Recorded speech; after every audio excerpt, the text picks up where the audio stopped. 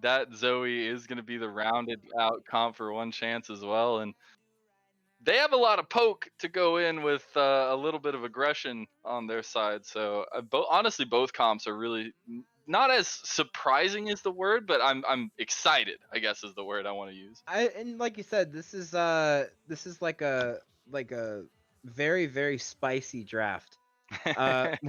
We don't know where the Vladimir is going. We have to keep in mind that this very well could be Soraka top and Vladimir Nautilus bot lane. That that could be a flex here. So we don't know what exactly these lane assignments are going to be, but we do know for a fact that that is probably probably Nico top lane, which I haven't seen in a really long time. And if it is Nico top lane, this could be on hit Nico top lane, in which case I'm super excited to see this game. Yeah, I just think the on hit provides so much, but the fact that you still can go either way is so powerful on the champion. But I've just seen the on hit build. If you get rolling, if you get that snowball going for her, it just gets absolutely ridiculous. But you also got to give it up to First Blood. They picked a lot of scaling, a lot of strength in the later parts of the game, and a lot of healing to go on top of it. Yeah, absolutely. It's going to be interesting to see how they itemize against it because obviously Morello is a sin. So Obviously, right? it's gonna be hard for them to build on the AP side, a lot of heal cut, but obviously Aphelios is gonna want to itemize that Executioner's Calling early, try and counter these healing. But I know you get the Death Stance on the Graves, you get Vladimir's just natural kit, Soraka's natural kit. It's gonna be really hard for them to sustain in these fights. Yeah, that's one of the hardest attempts, I guess, or hardest approaches in this right now. But you always do gotta love the pick up the Nidalee and the prevalence that we're starting to see of her Yeah. because it gives you that early game jungler. It does fall off a little bit in the later parts of the game unless you're just like ridiculously far ahead. But it gives you that bridge that you can get these later game carries through the game if you can get some gold into them, or you can just have that oppression on the map as this Nidalee.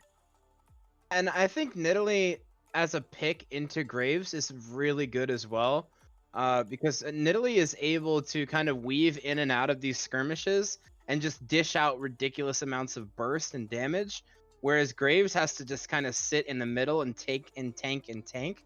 So I think it's a really good pick in that regard. Is if you're looking for these skirmishes early, Nidalee has to be able to weave in and out.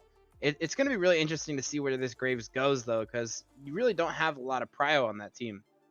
Yeah, you don't. And honestly, up to Mike to, to figure out a good path. Maybe it's just farm up on Graves and just try to make it through that early part of the game so you can get those big team fights. Because honestly, when you look at their composition, you look at the Dragons being in a pit of sorts, it gets a little bit scary when you have all that damage concentrated on one little spot. Now, it is exactly how the side of One Chance want to play at this stance. They want First Blood to be in the pit. They want to be getting this poke damage on with the Nidalee, the Zoe, but you still will feel pretty comfortable with that sustain that you have in the pit. Yeah, and another thing to note as well is there's going to be a lot of sieging going on for One Chance in this game. It's just a really, really solid siege comp in general, with Aphelios having the sniper, with Zoe poke, Nidalee poke, Nico poke, and then you have the solid disengage with the Alistar. I think it's a really, really solid siege comp, and it's going to be interesting to see how hard they prio these Rift Heralds, as that's going to be really the teller of how they're going to let this game go and what tempo they're going to take. But yeah, I if I'm looking at just drafts, I'm probably giving the edge to One Chance here. Yeah, I I love. I'm all one for the crazy comps and bringing AP to the bot lane, but I am a firm believer that ADCs rule the world, Mike.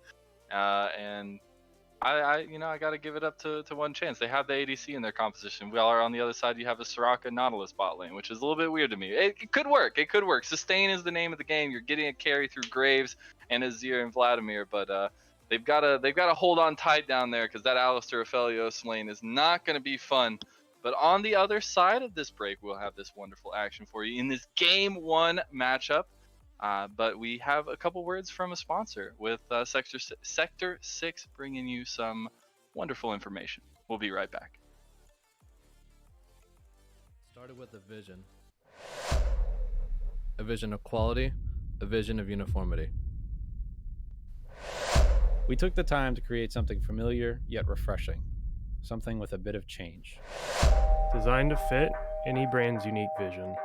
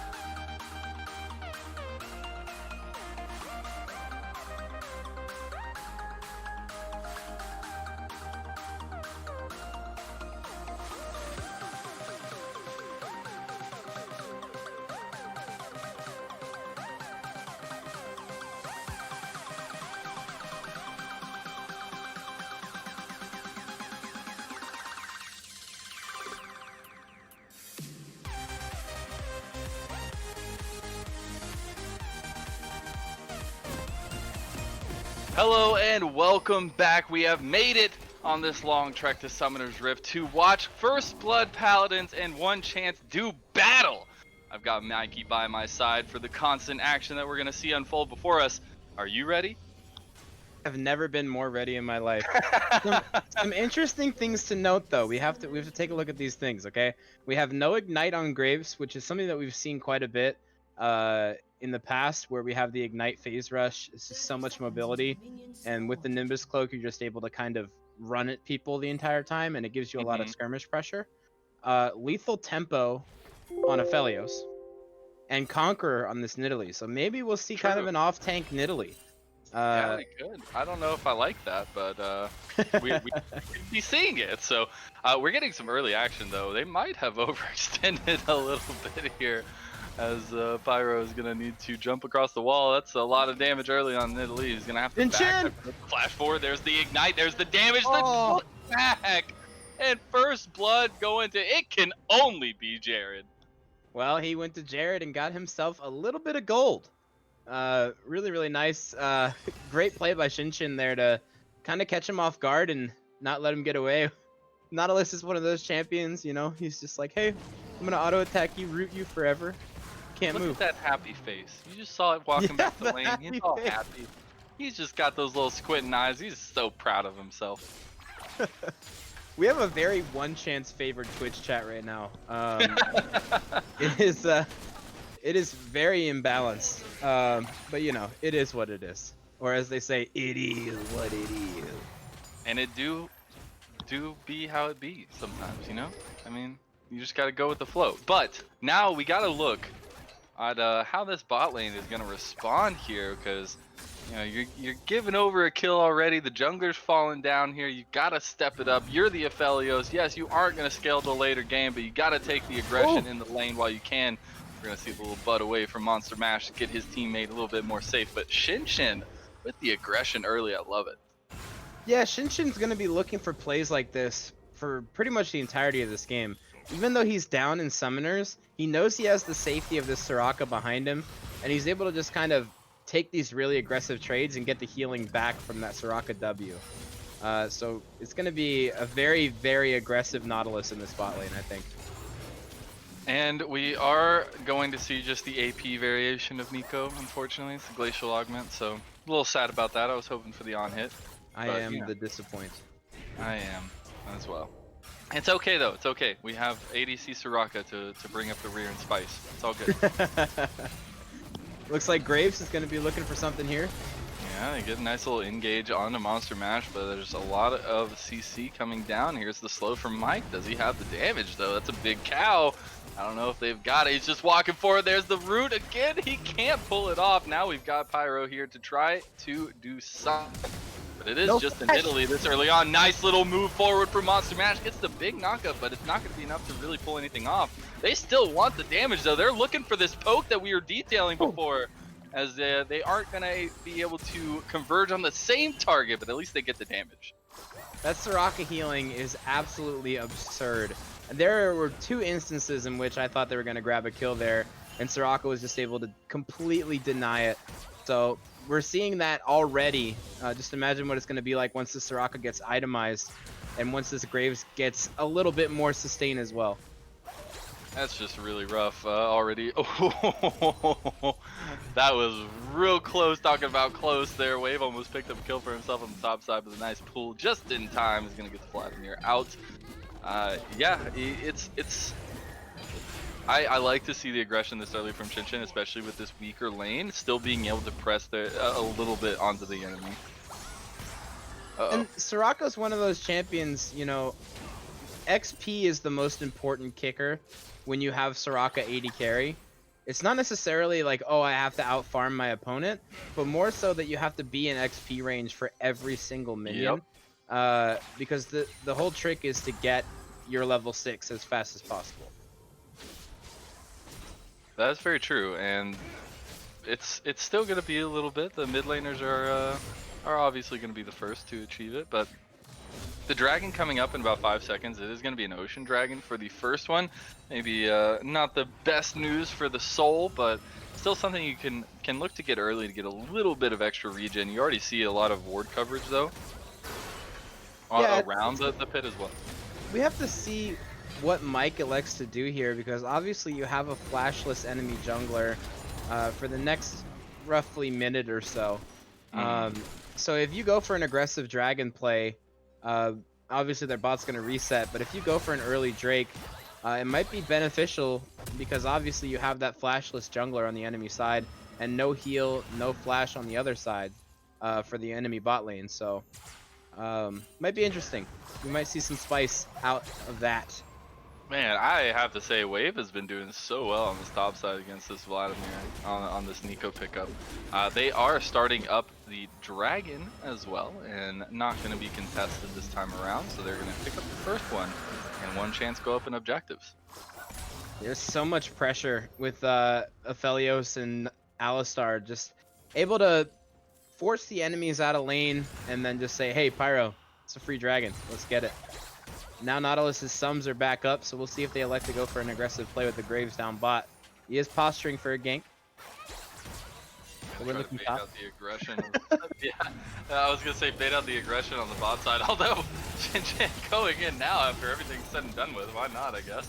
But yeah, on the top side, it's still just Wave pressing in onto top lane stud and feeling really confident about it. Yeah, Wave 6 has been really phenomenal with poking down this Vladimir thus far.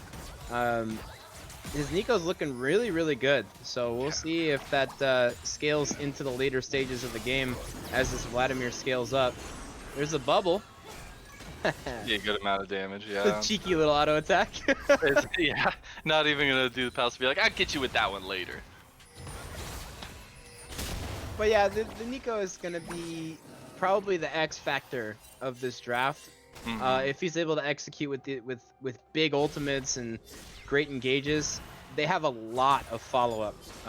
So it's going to be really, really, really, really important for this Nico to get into these team fights and drop these ultimates down. So I just think it's funny, and it just keeps coming back in my head while we're seeing a skirmish in the river here by the two junglers. It is actually Mike taking the full aggression here. He might be getting a little bit caught out. We have a full collapse here. This is gonna be a big fight. Here comes the Pop Blossom, gonna land. Mike goes down. The bubble. Trouble bubble is gonna land. Oh, barely gets away from that, but it's not gonna live very much longer as the Ignite was ticking. But Faraz is gonna be able to take that one. And yeah, one chance coming up big in that moment. There's a little pop from the side on the end of it too, as they get everything they came for. And when you have the Nico roaming first, obviously this Nico's had permanent prio for this entire laning phase. And Mike should have known that. It was kind of an aggressive play. You knew the Nico was going to roam first. You knew the Nico was going to come and have that ultimate. And going into the pit and aggressing like that, you see what happens. You do indeed. And what I was going to point out before we saw that action go down was there's just so much AP in this game. It's ridiculous. Both solo laners on both sides are AP, and it's just crazy to me. It's crazy. Yeah, AP is the move. Obviously, all you gotta do is just sit on Oblivion Orb, get echoes, and then you one-shot everybody. It's kind of the thing that you do now. So can we have themes for the games then? Like next game is all supports, and then third game's like all ADCs? I think what they should do is have all supports with the Master Yi on one side, and then all supports with the Shyvana on the other side, and see who wins. That's an interesting choice on the Shyvana. Okay, we can. Have you seen Funnel Shyvana? I have, and it's absolutely ridiculous. First of all, AP Shyvana in any circumstance is ridiculous, but yes, adding the funnel to it, 100%. Funnel AD Shyvana. Wait, AD? I've only seen AP. Oh, it's been wrecking my solo duo games. Oh, that's sad to hear.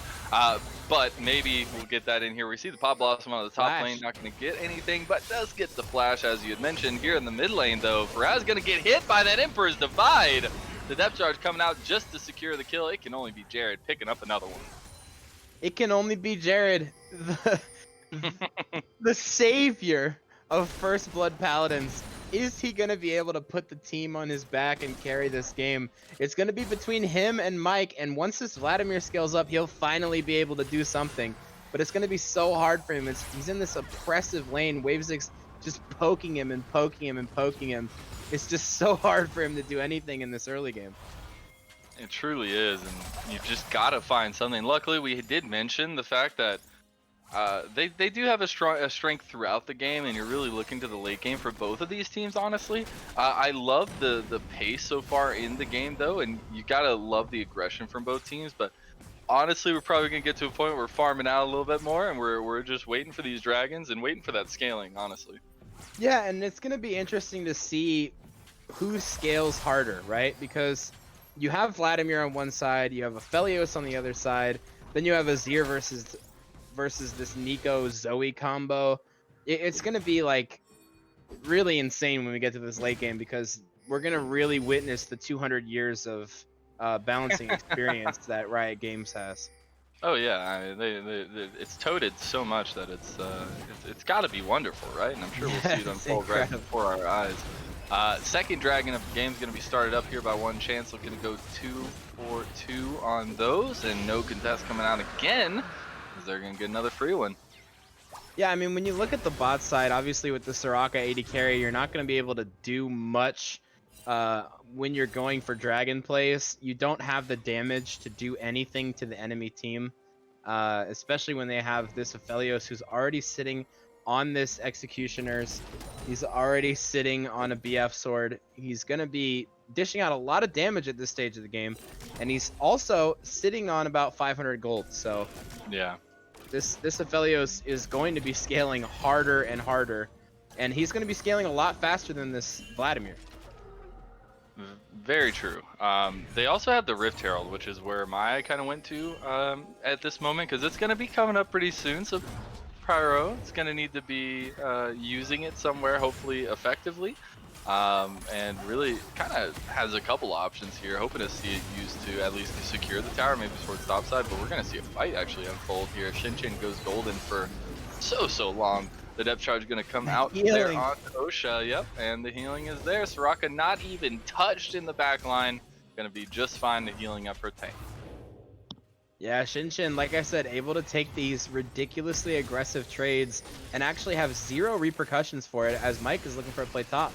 Yeah, Wave got a little bit caught out, but is still Nico, so has a lot of speed plus copy and the invisibility during that. So yeah, it's pretty easy to get out of those ganks. That's why it is pretty safe to take her in top lane, and you get to see it work out just how it did. The ultimate. Oh my goodness. Yeah, just wanted to go all the way in. That was a bit overzealous, not gonna lie, OSHA, but it's fine. It's fine. You know, we're limit testing. Top lane stud. Is going to be in some serious trouble here. Pop Blossom goes out. It's going to land perfectly there, as the healing is still, they don't have heal cut, and they got to be really careful. Pyro is being left here by his team, but they at least get the kill. They also get the first tower by that Rift Herald that we were just talking about. Yes, they do lose one in the process, but they get a little bit more for it. Yeah, it ends up being a really good trade for them. Obviously, Vladimir dropping is not that optimal. But to be able to kill the Nidalee is okay. But you also, you grab that first tower, you get all that gold on the Nico. It's going to be really insane to see this Nico scaling, because she is absolutely dumpstering this Vladimir so far. Yeah, just looking at CS in general, but as well as just the oppression that she's really had in the top lane. They've already taken the tower up there, so that just relents a lot of power to this Nico, and so we'll have to see how she can use it. Though we're gonna see the Sleepy Trouble bubble land. Nice little quick paddle star comes out from Faraz, who's gonna be able to get some damage there. But we are now looking at I'm just gonna throw out a wild guess and say we're looking at an NAA ram here probably in the next little bit, because it does seem like the comps don't want to. There's no objectives right this moment, and you're really just looking at this poke comp from the side of ONECHANCE to try and get as much damage down as you can, and mid lane is looking like a nice priority for it. Yeah, another thing to note is this Nico already with a completed item, with sitting on the stopwatch, sitting on completed boots as well, is well ahead of this Vladimir. Yeah. I think 1.3k gold up already in this game on this Vladimir. So really, really huge. And another thing to note is that we have this Aphelios almost completing his Infinity Edge. So 2 giant power spikes incoming. A minute until that objective spawns here. Gonna be Mountain Soul for this setup of Summoner's Rift in game number 1. So let's see which team really wants to try to take advantage of that. Faraz getting poked down there, but trying to poke back. Oh no, the paddle star hits onto the minion and not gonna be able to get damage back. Gets a couple autos though. Yeah, it can only be Jared. He's doing his thing on this Azir so far, and he's really, like I said, he's gonna be the savior of this team. Oh no, they got baited. They got completely counterflanked there. The depth charge is gonna go down onto OSHA. Here comes the Moonlight Vigil as well. The damage is there. The shotgun bullets are raining and Mike's picking up kills left and right. The big knockup from Monster Mash. Double but he's for not gonna Vlad. be able to go through. Also, just gonna say that TP got canceled in the mid lane by the Emperor's Divide from It Can Only Be Jared onto Wave. So that was beautifully played here by First Blood, and they're gonna look to take this bot side tower. And what a turnaround to even up the gold in this game. And they're gonna look for a tower, and they're gonna look for, oh, It Can Only Be Jared. Maybe in some trouble. Gonna be in, oh, there's the Pop Blossom, and nothing gonna come out, but the cleanse does come out. I don't know if you had to use that one, but the idea is you get away with your life, so it feels good. Yeah, feels good for sure. But what a turnaround for this Vladimir. Vladimir now back in this game. Pretty much only 700 gold down against the Nico now, which really isn't that big of a disparity considering how this game. Oh, this is gonna be contested. It's gonna be stolen by Pyro, who gets blasted down right after a huge knockup by Monster Mash with the damage followed up by his teammates. But it is gonna be top lane stud trying to take on the world, but he can't. Triple kill over to Wave, and that's how you get the party started. Meanwhile, It Can Only Be Jared doing things that only Jared can do, apparently. Emperor's Divide is going to come out, get a 3 knockup there after the clone, but still goes down. And Wave looking for even more. There's the root not going to land. You should have used it in the other option. Bubble lands from long range. That's the ace coming through, and Wave picking up another one. This game is so back and forth. What a steal by the Nidalee there. Obviously going to fall for it, but the team takes so much back, and now we have almost a 2k gold lead, swinging right back into ONECHANCE's favor. This is just nutty, Mikey. We do have a huge objective lead though for ONECHANCE, as you've got to do something to pull that back. Yes, you did try to start the dragon. It did not work out for you. So now what is the next step? What is the next plan here for First Blood? And Mike says the next plan is I want to kill the Cougar. I want to go for Pyro. They're going for the 1v1 here, the hop over the wall. That's going to be the collateral damage to follow it. Mike's going in deep here. Going to use the minions. No, that feels so bad.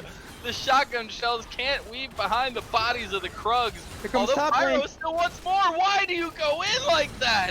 Pyro getting blasted in his own jungle. He goes down. What a clutch play by top lane stud to get there in time to save Mike. Mike was probably pleading in comms like, please, Please, I have a shotgun. I can't do anything. Oh, here comes Wave. First, top lane stud just went straight in on that, knowing he's completely surrounded because he is a Vladimir. The healing now coming through. Caspian and Co have arrived. Meanwhile, the other side, Osha's caught. That's going to be the ADC going down. Now they turn their eyes onto the Rift Herald, and they are just running down in this jungle here. They don't care that is the enemy teams. They just want everything in it. This is the power of that scaling composition. As you move into getting 1-2 items, you're gonna get to be a point where you're stronger than the enemy, even if you're behind in gold. Oh, yeah, exactly that. Now, it's going to be not taken away. They are going to secure it for themselves. Shinshin's going to be on the wrong side of the tracks here, but It Can Only Be Jared comes in. Pop Blossom's going to pick up another one, but that's top lane stud getting the shutdown. He gets shut down now, as Mike is the last one standing here in the reverse ace now coming through. And you said it's a little bit of a toss-up here. I couldn't agree more, because it is back and forth between these two teams. It is just ace one side, ace the other side. It is absolutely a insane game so far. We have over a kill per minute. We're sitting at about a 3k gold lead for ONECHANCE here at this point of the game.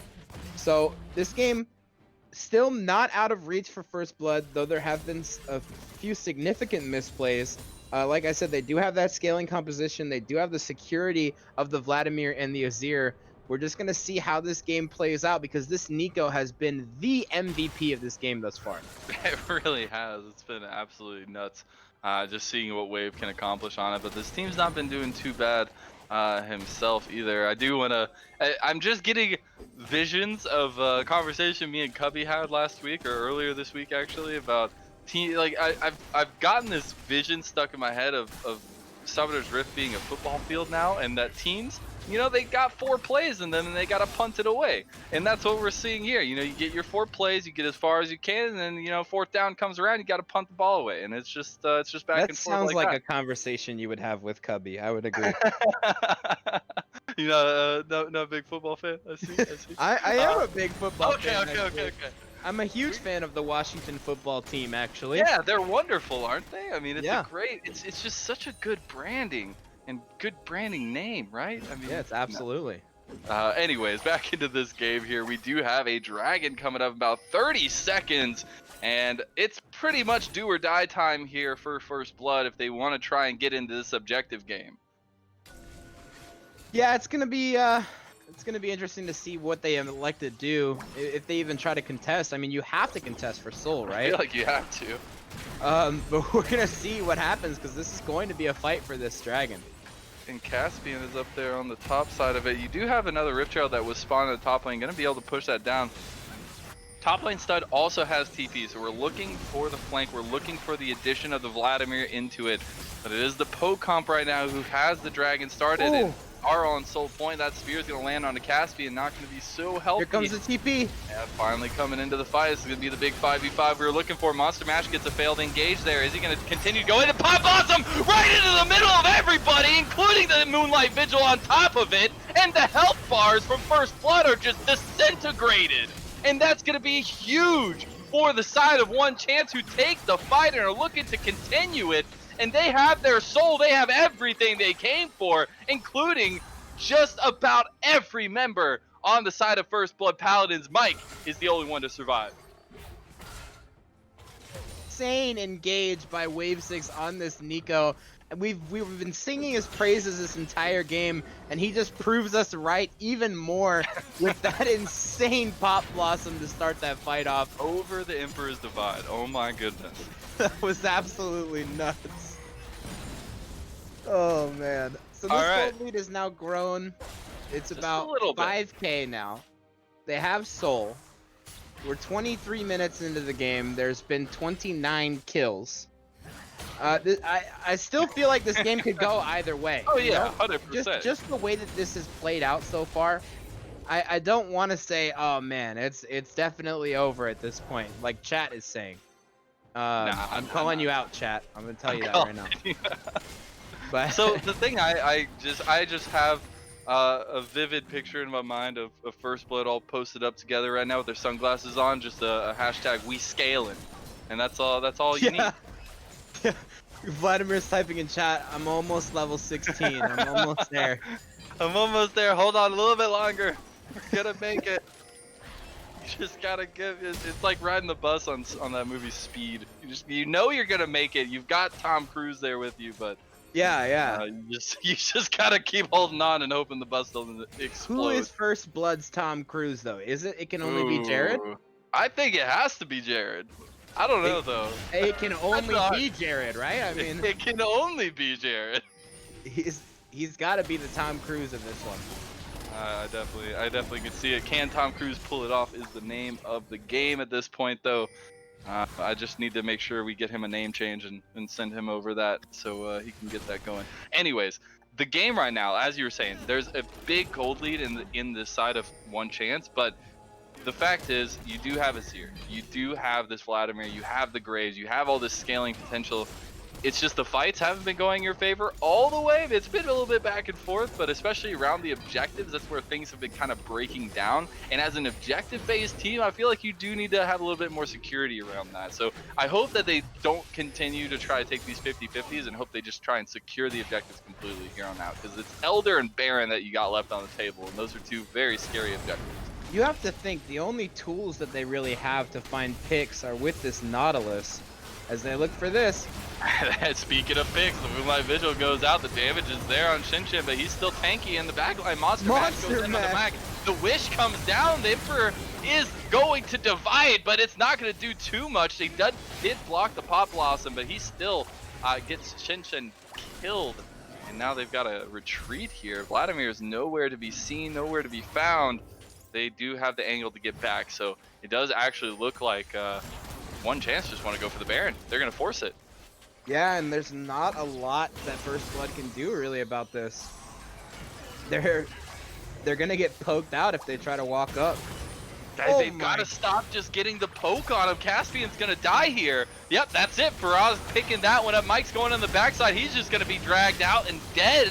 As now it can only be Jared trying to get in there. Flashes over the wall, gets away. In the middle Top lane is the side. Vladimir. That's a lot of damage, but not enough healing. And he's going to be able to take the Aphelios. The heat goes down. The Baron is getting so low, but this chaos is going to come to an end. And it's going to be one chance picking up the Baron. Now sitting at a 9k gold lead here, 26 minutes in. It's going to be so hard for First Blood Paladins to get back into this one. They have to find a way to claw their way back. It is just so hard for them to find picks to be able to siege these objectives and poke the other team out, because all you really have is Nautilus. And when Nautilus isn't able to do what he's supposed to be doing, it doesn't work. It's definitely a rough time for the Nautilus, but it's you just got to pick your fights here, and I think the grouping is the biggest thing right there. You saw the poking was coming down. That's what we highlighted at the beginning of the draft, or at the beginning of the game at least, is that they do have a poke comp. They're looking to come from the outside in, not be the ones starting the fights. And there they actually took the priority over the pit, and then just had their pokers sitting on the edges, making sure you couldn't even get close. And if you did, as we saw, Caspian just gets blown up by a lot of damage from the Zoe. So we're gonna see on the bot side if Jared can pull something out. They're just getting poked down. This is just slowly but surely going to be the push here for them, as they aren't going to be able to finish off the Nautilus, but are looking at the inhib tower. Yeah, and it's like we were saying before, you know, this has just been Nico Gap. This game. I don't know, man. It can only be Jared is doing his best to carry with these Emperor Divides, but there's only so much that he can do to try and disengage when you have these tools like Nico and Zoe just jumping in and out of fights. I just think the combo, like, yes, Wave had an amazing start to top lane, but now that both of them have combined here with the kills that they've gotten and all this extra stuff in their pockets, it's just so strong. And you see it's just they're being pushed off their own base here. They can't do anything. The second they step up, one of them gets dropped down to 25% health, and you have to immediately start running away. And that's where they have the advantage, when you're running away, because they have all that poke. And so it just gets to be such a tricky situation here for First Blood. Yeah, and it's, you know, it goes back to the whole draft. Oh, here we go. Oh no, they just want to go for the engage. Pot Blossom's going to be right in the middle of everybody. And that's going to be the team falling here for First Blood. They're going to be just taken out in their own jungle. And Mike going to try to walk the other way, trying to bait them, buy some time for his base. But you see Aphelios has already set his eyes on the Nexus, as they're going to be pushing down that wave and collapsing, as Mike's going to be He'll eventually hit a slowly shield. but There you go. surely taking down. Faraz going to pick that one up. The only one left is it can only be Jared. There's the Wombo combo. Don't they have the damage, though? The Emperor's Divide comes out to buy some more time, but not going to be able to. Wave is there to help finish him off. The tower is going to fall, and game number 1 of this wonderful best of 3 series is going to go over to ONECHANCE. And what a game by Wavesix. Able to kind of put the team on his back, not gonna lie. That Nico, it was huge Nico Gap. It definitely was. The Pot Blossoms, the laning presence, just able to really put his stamp on this first game. He definitely did, and honestly, a great performance pretty much across the board there, though, for ONECHANCE. I mean, they didn't really have anything that faltered for their draft. I mean, I think Pyro did pretty well on the Nidalee there. The bot lane did fine with the Aphelios and the Alistar. I think they held on pretty well, and they were actually doing pretty well at aggressing as well. And so altogether, their comp just really shone through, and it makes you question the side of First Blood. They did have some bright moments. They had some strength, but I need them to have a bridge into the late game. They need to have something that can get ahead. And yes, Graves can do that, but obviously in this game it didn't work out. They had too much aggression on the opposing team. You just can't deal with that. So I want to see a change up in their stance of the game, at least here for First Blood. To see them elect for a more prio driven laners, because Mike really performed relatively well on this Graves, all things considered. Had really good mechanics, was able to kind of aggress in the early game and do well. It was just a matter of his lanes just not having any priority whatsoever, and he wasn't able to kind of get them into any chance to win this game. That's definitely unfortunate. I'm just going to throw a little keyword out there. Pick an ADC. Anyways, we are going to send it to a little short break while we get ready for game number 2. You're not going to want to miss this action on the other side. We'll be right back.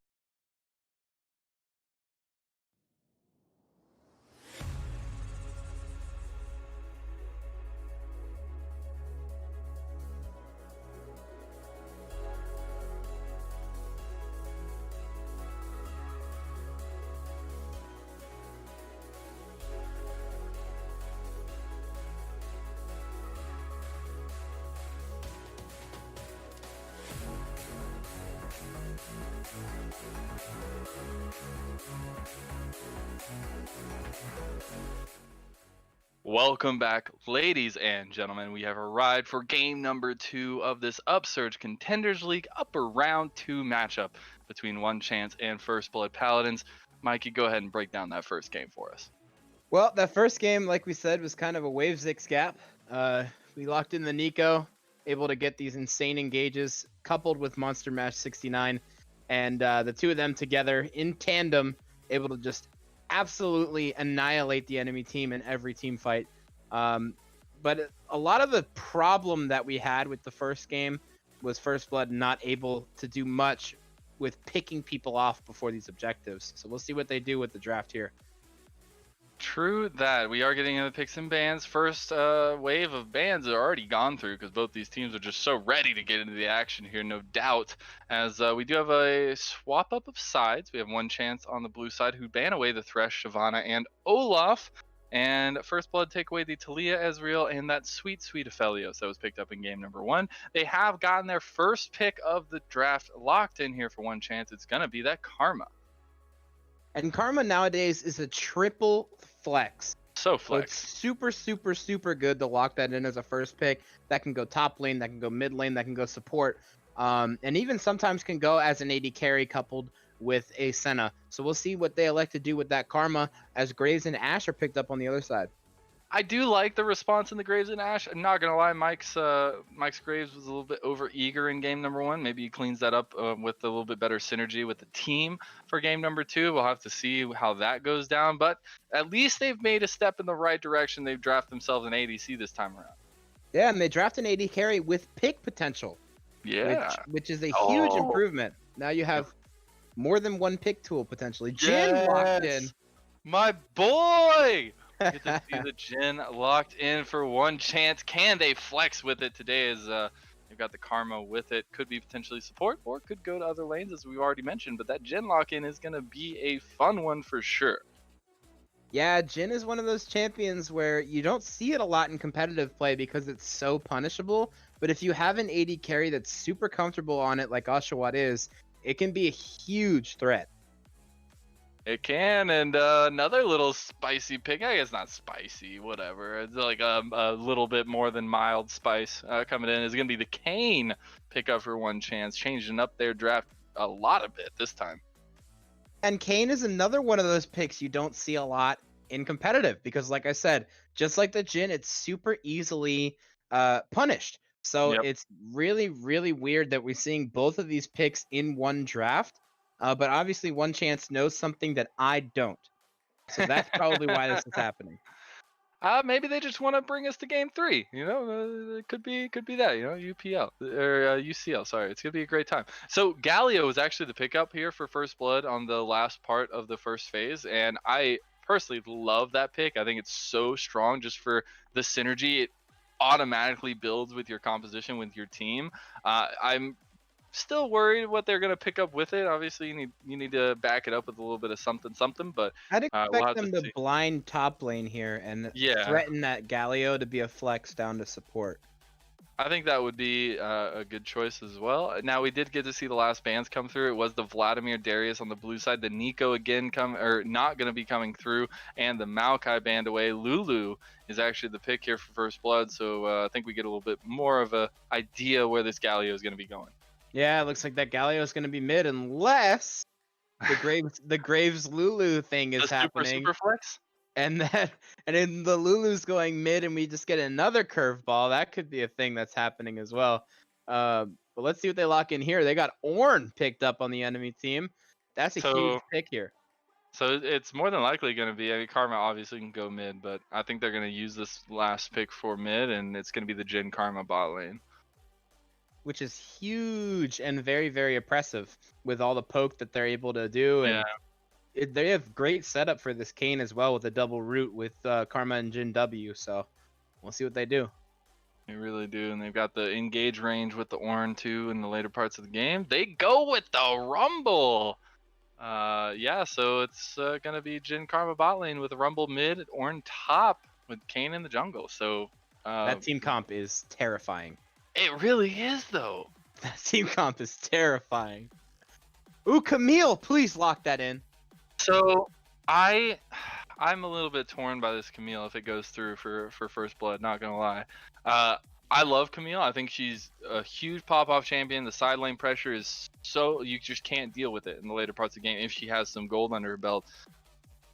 But you have to get rolling. You have to get going early. You have to get that pressure down and make sure they fear you. And that's one thing we didn't get to see a lot of in first game from First Blood. And the composition here is one designed to potentially halt that as well. And with the strength coming out from the solo lanes, but as well as the safety with the karma added on to everything, it just gets a little bit scary. It gets harder to execute for me for First Blood, and that's where I worry. The only thing that I like about this First Blood draft is the amount of disengage that they have with the Galio Ash combo. Camille's obviously going to want to be splitting for this entire game, and they're going to have to send Ornn to match. Eventually, Camille will get to a point where Ornn will not be able to do anything against her. I agree.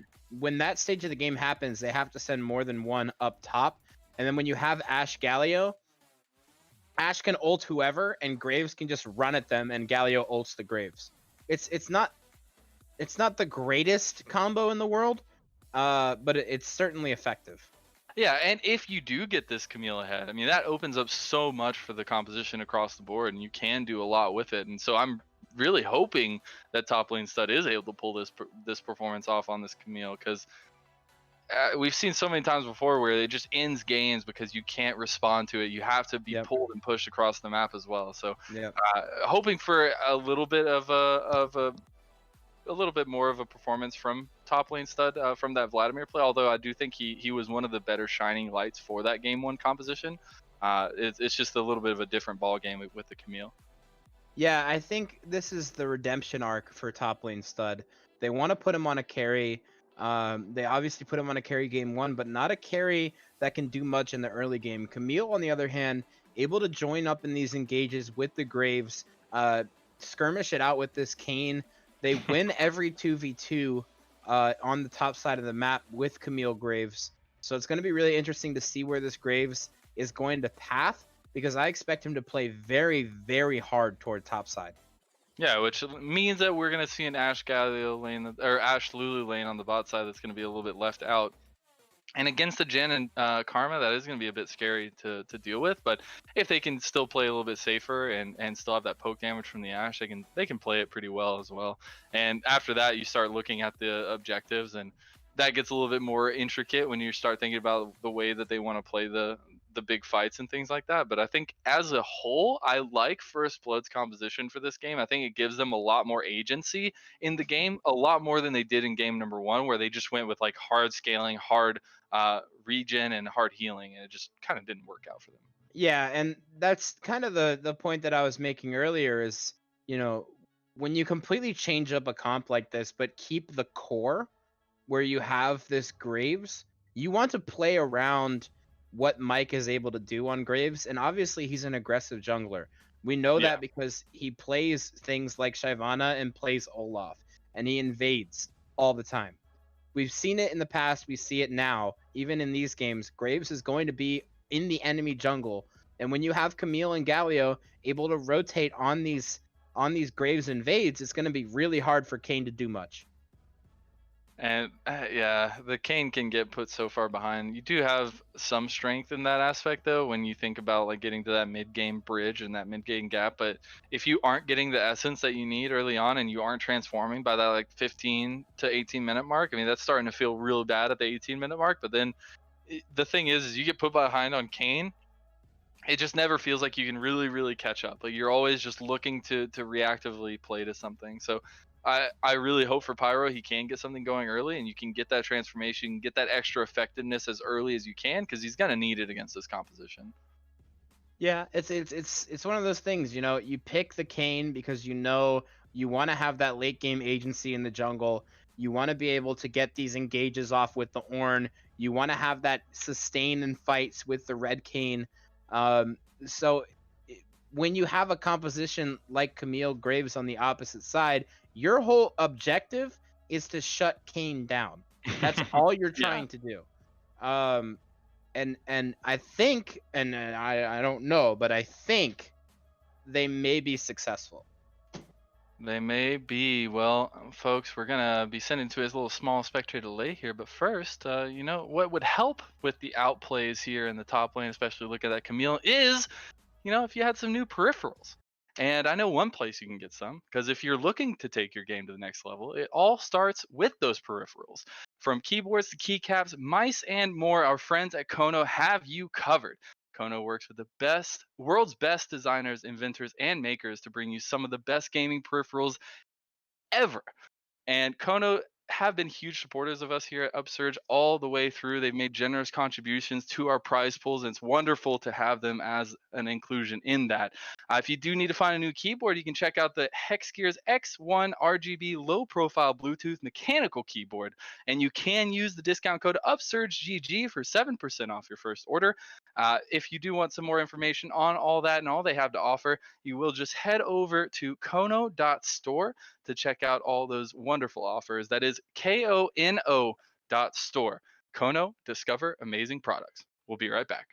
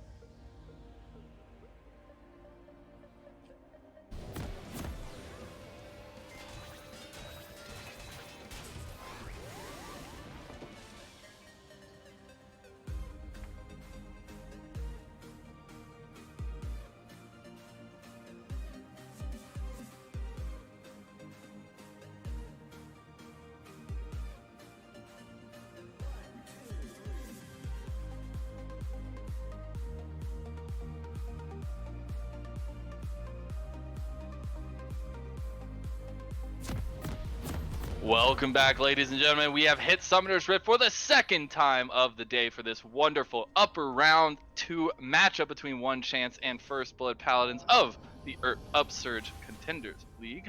As we head onto the Rift, Mikey, any big points that you want to highlight before this matchup gets started? Rumble mid. It is okay. I just want to point out Rumble mid is arguably the best pick in competitive, at least below LCS and Academy right now. Okay. The reason for that is because you have picks like Ornn, you have picks like Maokai in the top lane, and there's so much setup for all these engages with the equalizer. So True. it's going to be really, really imperative for Faraz to get a lead in this game, because it's going to be really on him, because as Mike is going to be invading in this jungle on Pyroan, Faraz needs to be able to follow up and help him out. I completely agree. That was really close to Pyro being taken out. Not gonna lie, that back was really nicely timed by him, because if it was any slower, he would have been dead. But he does get out, and they get a nice little reset. He gets his vision down, and then picks up that sweeper. So, good jungle strats coming out from both sides, honestly. This is Mike's gonna be doing a leashless topside start, which is pretty standard on Graves. I'm really just disappointed that he's not doing the ignite phase rush Graves. I gotta say. Yeah, for It's sure. That's the it's build I just like. it's so much added pressure, especially when you're against something like Kayn. You're able to just shove him out of the jungle at any point. It is a Dark Harvest Kayn as well. Yeah, that gives him flexibility to go either blue or red here. Yeah. I don't mind. I don't think that's a bad thing per se. True, true. And I guess you do have some viability with blue Kayn in this matchup just because of the squishiness on the other side as well. Yeah, they don't have a dedicated tank apart from Galio, who's only going to be really building that HP and not really resistances. So it's not really terrible to go for a blue Kayn here. And blue Kayn with that Tiamat, that build now is pretty insane. Very true, very true. I've seen clips of it just completely destroying people. So I do like to point out the cleanse also on Osha on the Jhin. It's been seeing cleanse meta come into life here recently, and with the Jhin being one of the most immobile champs in the game, you do get that extra safety there. I just am curious as to what the cleanse is for. I'm guessing for an instant engage by Caspian for the Enchanted Crystal Arrow. Ah, yeah, that's got to be it.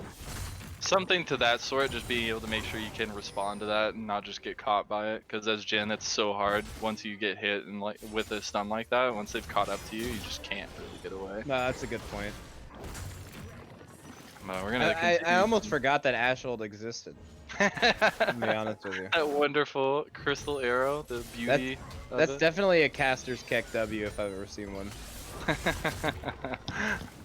Maybe a little bit, but it's okay. It's okay. We have active gameplay going on here. You know, farm sesh 5000. We are gonna see a big trade in the mid lane and the top side, though. We also see Pyro maybe taking a fight against top lane Stud, but he's gonna be trying to take this scuttle and be contested over it. Luckily has the smite. Now the red buff's ticking on top lane Stud. Is gonna try to take him down, but it's gonna be really close. The shield finally comes out for us. Roz Is here, and they have arrived first. First blood going over to Pyro. As lot given over there, and a bit of an overextension from top lane Stud. It's a complete 180 from the beginning of last game when we saw Pyroin get first blooded. Now the first blood onto Pyroin, which is huge on this Kayn. Also a lot of orbs collected from that Camille, so definitely a huge play for them. It really is. Now top lane Stud did use the TP to get back to the top lane, so not going to have that one up. Wave does have that advantage, so could be looking towards the bot side, who have been heavily pressed up for the entirety of the game almost, but still being able to poke down as much as they have been. Chunk. A lot of damage. Holy Yeah, that shield from Chin Chin was really, really good. Oh man, this early game is going to be very telling of how this late game transpires. If we see this Kayn ramp up, it's going to be so hard for ONECHANCE to stay in this game.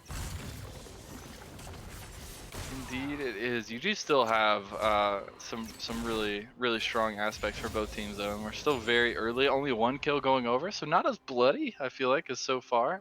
We do get the Infernal Dragon as our first dragon this time around, so no Infernal Soul, but still early damage that can be added to either of these comps. Both of them are going to be looking for it. Yeah, and that gives the prospect for a potential Ocean Soul, which, by the way, is insane on both Graves and Kayn. So, could be telling of how the game goes as well. Very true. We also could just not get the Ocean Soul and get one of the other wonderful souls that are not as used. Although I feel like I haven't seen an Ocean Soul in so long, like in any games I've played or casted. So maybe, I don't know, maybe Riot nerfed the Ocean Soul a little bit. They're like, They nerfed the probability. They were like, we're seeing it too much. Maybe if you start seeing the lesser like the lesser liked ones, maybe you'll start liking them more. Yeah, right. What was it, Mountain Soul last game? So the odds of it being Mountain Soul this game are slimmer. Not zero, but slimmer. Not zero, but the dragon is going to be started here by First Blood. They're going to take the first objective of the game, as nobody's going to contest it, and comparatively to game number 1, the shoe's on the other foot. Yeah, ONECHANCE is definitely controlling the pace of this game. Obviously that Kayn doing really well thus far to not get invaded by the Graves, and actually on the enemy jungle side right now. Galio looking for him. I'm gonna try and get something here. The Pyro might be a little caught out. It's funny they just walk away from each other. He's just like, oh hi, hope you're having a good time in the river here, but I'm just gonna keep walking. Just gonna go through this wall real quick. Social distancing, Mikey. Social distancing. They're practicing good COVID safety measures. Look, all I'm saying is there was 1 kill every 25 seconds last game. Okay. Every 25 seconds is very specific. I like it. This game, there's been 1 kill per 7 minutes. So that's True. It's a distinct improvement thus far. Okay. That's all I'm saying. You're right. A lot of damage going here in the mid lane to Faraz, but just it can only be Jared trying to farm up as much as he can under that. And again, we aren't going to see a very active beginning of the game, as you were just highlighting, because both junglers, as we speak of it, Mike shows up in mid, and Faraz actually going to go down. That's the equalizer comes out the last second. That's big feels bad, man. But yeah, it can only be Jared gets out and they get themselves a kill, so tying it up 1-1 now. Yeah, that was a huge play. Able to get the gold onto this Galio, who's fallen a little bit behind in CS. So able to kind of close that gap a little bit with the gold. So super good for them. This Graves, though, relatively far behind in both XP and camps taken. So it's going to be a little interesting to see what he elects to do as he finally gets his ultimate. Very true. The fact that ultimates now available across the board, the only ones missing them are the bot laners, who will be arriving at the same place as everybody else here pretty soon. But still, the Rift Herald is hanging heavy in the air here. And we did see a high priority on it to get both the Rift Heralds last time around from the team. So looking for them to turn their eyes towards that objective here pretty quickly.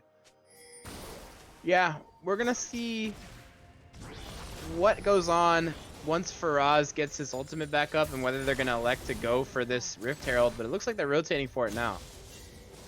They could be seeing a nice collapse. They do have a lot of vision here by First Blood, though, so they're going to be spotted out at least while they're clearing it.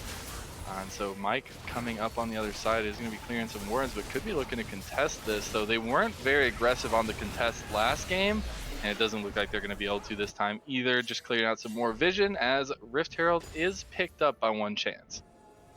That's a huge Rift Herald. They're going to be able to drop that probably on the top side here. Gonna look for a pick on the Shin, but just getting some damage, getting some orbs. We'll see where he elects to put this this Rift Herald to see who gets this gold for these plates. Yeah, and you gotta love it for top lane Stud just farming away the plates on the bot side of the map as well. Just kind of left on his own down there because Wave didn't have TP available to come reach him. And he's gonna get 3 plates down there, so feels really good for the Camille to get some of that early gold in his pocket. Yeah, and it was just one of those lucky kind of, oh man, thank God they left me by myself things. The Enchanted Crystal Arrow is gonna miss. That's the setup. This is the landing zone that you were talking about. Woo! And guess who gets on the other side of that one? That's gonna be top lane Stud going down. On the other side of the map, though, Pyro gets taken out. So jungler for top laner. Yeah, and we didn't really get to see that top lane engage much. But what happened was Mike was able to drop the smoke screen and Kane was not able to ult anybody and just able to burst him out before he's able to see an enemy. Yeah, those are all these moments that's like, man, can't believe that just happened to me. I just was spamming my R button and it just didn't work. On the bot side though, that's at least they're practicing the combo that needs to be used later in the game around the big objective. So they're just getting a little bit of pracky in, making sure they can land that combination. They did really well against top lane Stud, but it's going to matter even more later into the game.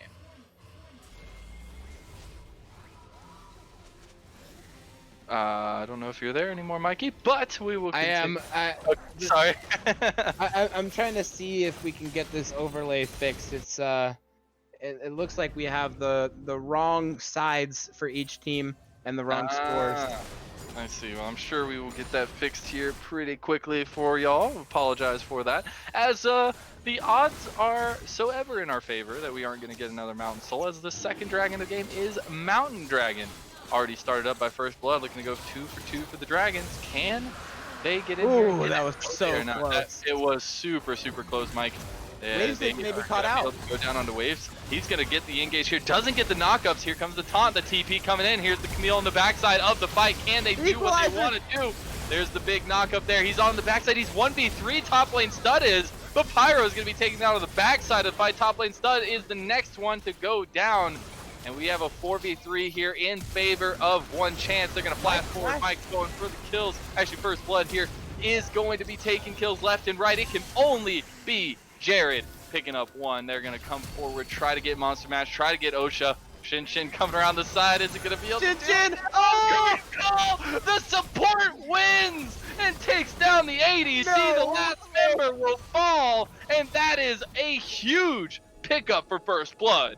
The flank with Lulu. You hate to see it, man. You hate to see He it. thought he was safe. He used the current call. He's like, I'm gonna line these people up. I'm gonna get kills left and right. And here comes Lulu, just one shot you Right from out the of side. bush. The Lulu Oh flank. my goodness. Oh man, you hate to see it, man. That was incredible from the Lulu flank. We'll have to watch out for more of those, and I hope they are watching out for them now because they really need to be careful. Those are scary. But the fact is that First Blood did come away with the objective. They did come away with the fight as well. Now 7-3 in kills. They're up just a little over 1,000 gold, so the gold lead isn't quite there yet, but they need to do something about this bot side tower. Pyro is going to summon that Rift Herald and look to take some plates. And there goes the plates. Pyroin looking to get more orbs. I'm getting message. I think our yeah, I don't think we're gonna get the overlay changed. I apologize, chat. We are working on it.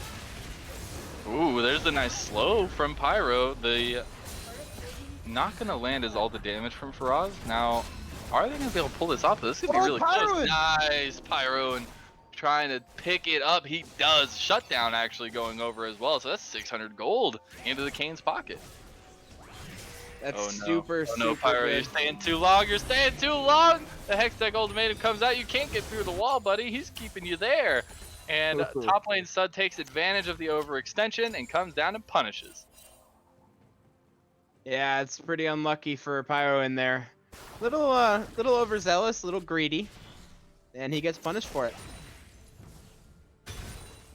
Just a wee bit.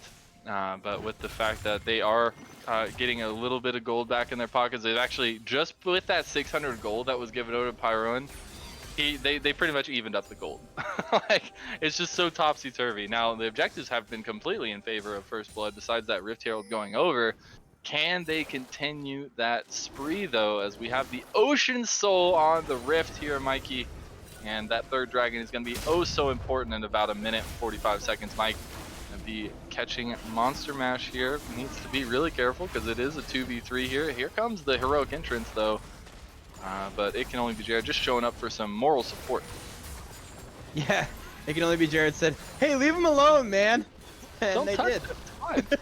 They And did, in in fact, leave him alone. They did, and they also lose the tower because of it. So because of the aggressiveness from it can only be Jared, they're able to secure even more zone control for themselves. Yeah, and it looks like they're gonna elect to go, potentially, they're gonna elect to set up for this Drake. So they have a lot of vision on the bottom side for First Blood thus far. And this game is really, really even in gold, despite the objective lead for First Blood. It really is, and the fact that we are going to need to see One Chance get a little bit more priority over this Dragon Pit spawning here pretty soon. They actually, First Blood, decide they don't even want to focus on the Dragon spawning in 40 seconds. They want to go for this Rift Herald, and I don't know if they want to give it up. It looks like they're just going to give it for the Dragon, potentially. The Dragon's still got 30 seconds, though, so they're going to be able to take this and fight over the Dragon. They might have not been able to make the right call at that point, but Mike's going to get the reset here and give over the Eye of the Rift Herald to the Galio. Yeah, and they might just give this Dragon, it looks like. Mike went for a reset. Got their bot lane posturing around it. They feel confident that they can. It does look like he's still heading down this way, though. Rift Herald was spawned in the jungle on the top side just to provide distraction. The dragon's going to be burned down here, though. They're not going to be able to contest it. They are in vision. They will get to see where they want to go afterwards, but the response isn't there, and One Chance pick up their first dragon. It's a huge milestone for them. Helps a little momentum here.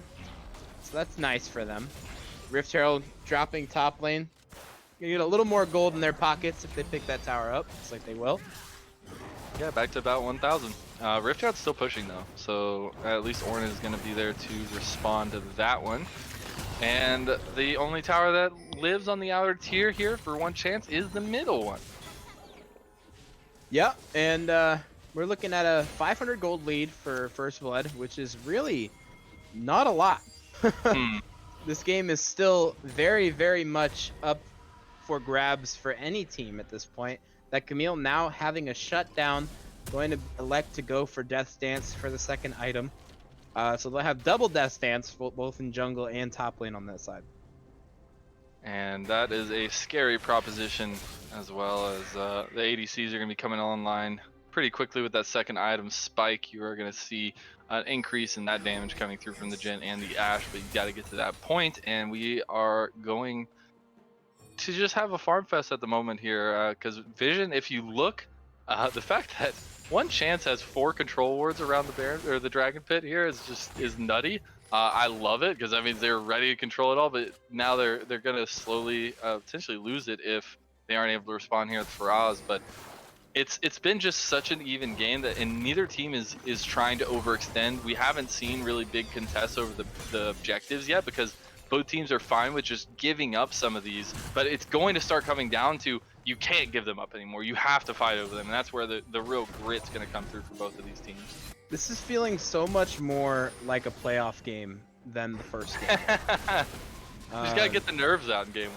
Yeah, I genuinely believe that this game is much more of what we were supposed to see in the first game. That's going to be the engage there. Chain Crystal Arrow comes across. That's Ornhorn used. The red buff does go down, but Pyro gets blasted by top lane Stud, who has the wild growth on, and the Hextech ultimatum's going to come out, and that is One Chance's dreams falling out in the early game. That's Osha getting taken down as well. Mike picking up that kill. Monster Mash is the next to fall, and there's only one member left, and he's on the bot side of the map. Triple kill going over to the top lane.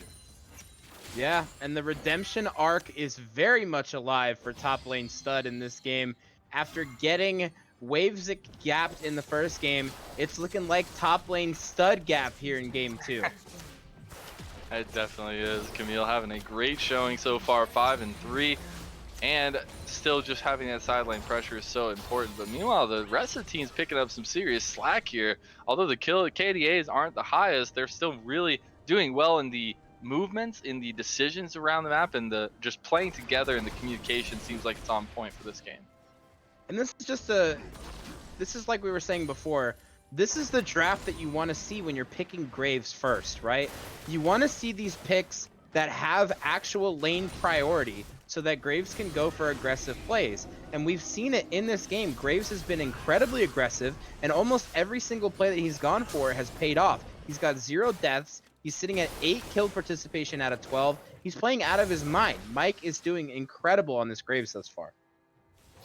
It's a great showing compared to game number 1, where he did have a good showing, but it wasn't spectacular. This time around, he's everywhere he needs to be. He's providing the pressure he needs to provide, and he's doing a really good job on this pickup. So, like to see the continuation, the adaptation at least coming through. And now top lane Stud looking to go on to Faraz.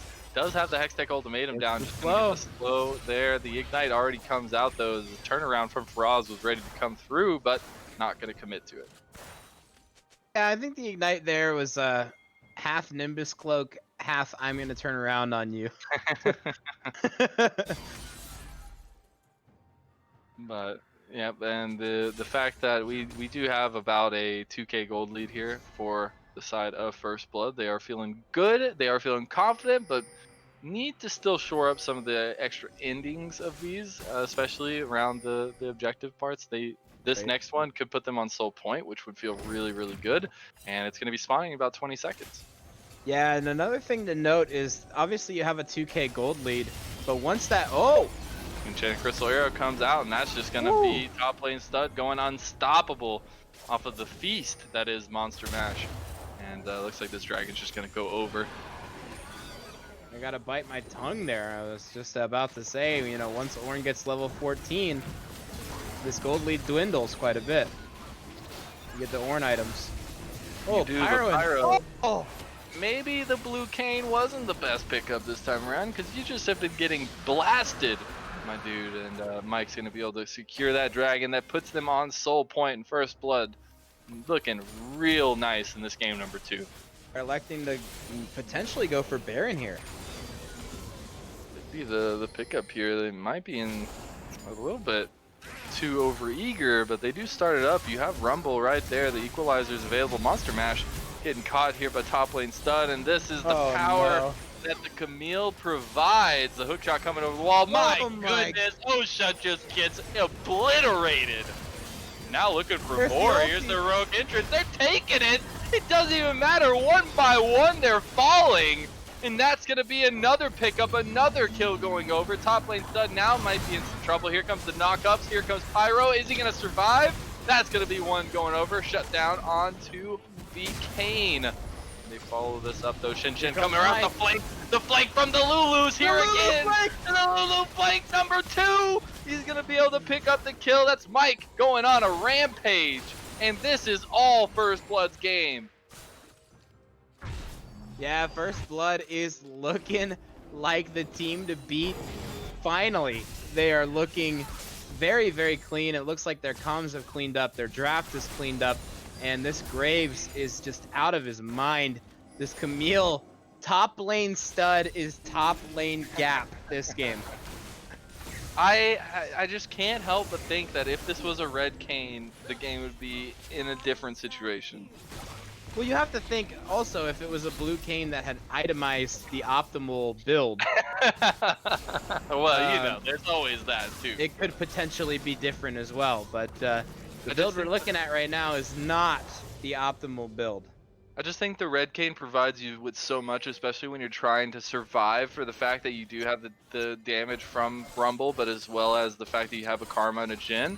You just want that survivability. You do still do a good amount of damage as red Kane, but it just provides you that survivability, which we have seen time and time again is just not there for Pyro. Yeah, and you know, even though this lead is at about 5k at this point, it's still anybody's game because you still have Ornn, you still have Ornn items, right? You're gonna have that upgraded, You're right. The upgraded Infinity Edge, your upgraded Zanya's on the Rumble. It adds a lot to the scaling when you have these things, and it gives you a lot of gold back, right? You get that valuation. So it's gonna be, you know, interesting to see whether Ornn is able to scale into that point and actually get to those levels. But right now, First Blood is in the driver's seat. They are with 2-level leads in a lot of matchups here, especially looking at the bot side and top side, with top lane Stud just feeling so good on the Camille at this point. You gotta expect a Camille ban coming out in game number 3 here if it goes to it. Pyro does not get the red smite, so not going to be able to get that buff away from the enemy team. And now you just got to be really careful how you play this out, because they are hunting in your jungle. You've got to find a way to respond. Yeah, and here comes the engage. Here it comes. Yeah, that's going to be a lot used onto the Lulu. They're focusing heavy on there. The AoE damage is there. Hero's entrance comes through. That's not going to only get one. It actually only gets one knockup there. The fight's going to continue to fall, but that's no damage coming through from ONECHANCE, and the health bars are still feeling so comfortable here for First Blood. As you saw on the side, the Karma, the Jhin just really didn't do anything, even though they used literally everything. The cleanse finally comes out from OSHA. The lot used onto those two members, they do get out, but the pressure is unbelievable right now here for First Blood. Yeah, and this Ashe is just able to free hit every single fight. They can't even touch her. They can't get through the Graves, they can't get through the Camille, and because of that, Ashe is just wailing on the enemy team in these fights. Obviously only at 1-0, but able to put out a lot of damage by herself in these fights. It is pretty crazy, but yeah, it just feels like the composition's really pulled together now for the side of First Blood. They've really just got a lot of tools at their disposal, and the tools are looking pretty shiny and clean at this point because they've got some kills and some gold behind them. I don't know how that kind of goes in together, but you know the way. Somehow, some way, it gets put together. They got But a brand new set of tools. You know, they're bright golden and tools, shiny if you tools. will. Yeah, Yes. bright shiny tools. So 21-5. This is the Dragon Soul potentially here for First Blood. So it is on one chance to find a solution, to find a way in. They might have just found it on the Shin Shin. He's gonna get engaged on. He is this Lulu though. Oh That's no! the full commit here from Pyro. He's Woo. all by himself. The TP on the backside. The equalizer is so far away. But here comes top lane Stud, and that is exactly what God. he is. That's going to be the double kill. Could he go for a triple on the backside of the fight? Doesn't even matter. His teammates are cleaning it all up for him as they are going to just completely and cleanly ace one chance. And it looks like they're gonna try and push to end this one. This has become a absolute dominant performance from top lane Stud and Mike on this Camille Graves, and they are really showing up on this game too. It's gonna be probably GG here, so we'll definitely see a game 3. I am excited after that first game performance. First Blood looked down and out, but they come in roaring away in game number 2 with a whole new slew of champions selected for themselves. And they are going to take game number 2 and bring us to the brink with game number 3 coming right after this. Wow, what a good series so far. These games have been absolutely insane. They've been back and forth, even for about 20 minutes. And then as soon as that 20-minute mark hits, one team dominates. So it's going to be crazy to see what happens in this next game. But going to a game 3 in the playoffs is always hype, especially with a caster like Lemons on my side. Mikey, I love you. We are going to just have to see a something come out from one chance here because it was good across the board. You've now got to look at this Graves. You've got to think of a way to solve it. You got to think of a different approach. Yes, you can play the Kindred. You can play these other things into it. But what is going to be the solution for one chance? Because Kane, just going to say, ain't it. And you got to find something else. And now you have to deal with the Camille pick, who more than likely you're just going to need to ban away unless you just have a complete counter pick. But the Ornn got slapped up there. So it's going to be a whole game changer. And honestly, it feels like we're just going into a best of one right now for both teams. Yeah, it's a win or go home in this game 3 for upper round 2 of the UCL. It is going to be amazing. So if you guys go anywhere, I will find you. You better not let him start on that trail because it will not end well for you folks. So make sure you don't touch that browser. Make sure you don't go anywhere because we have game number 3 coming right at you.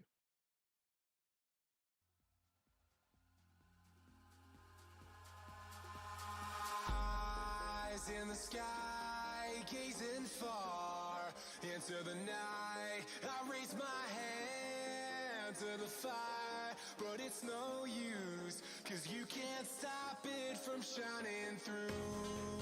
It's true, baby, let the light shine through. If you believe it's true, baby, won't you let the light shine through for you, for you, for you, for you, for you.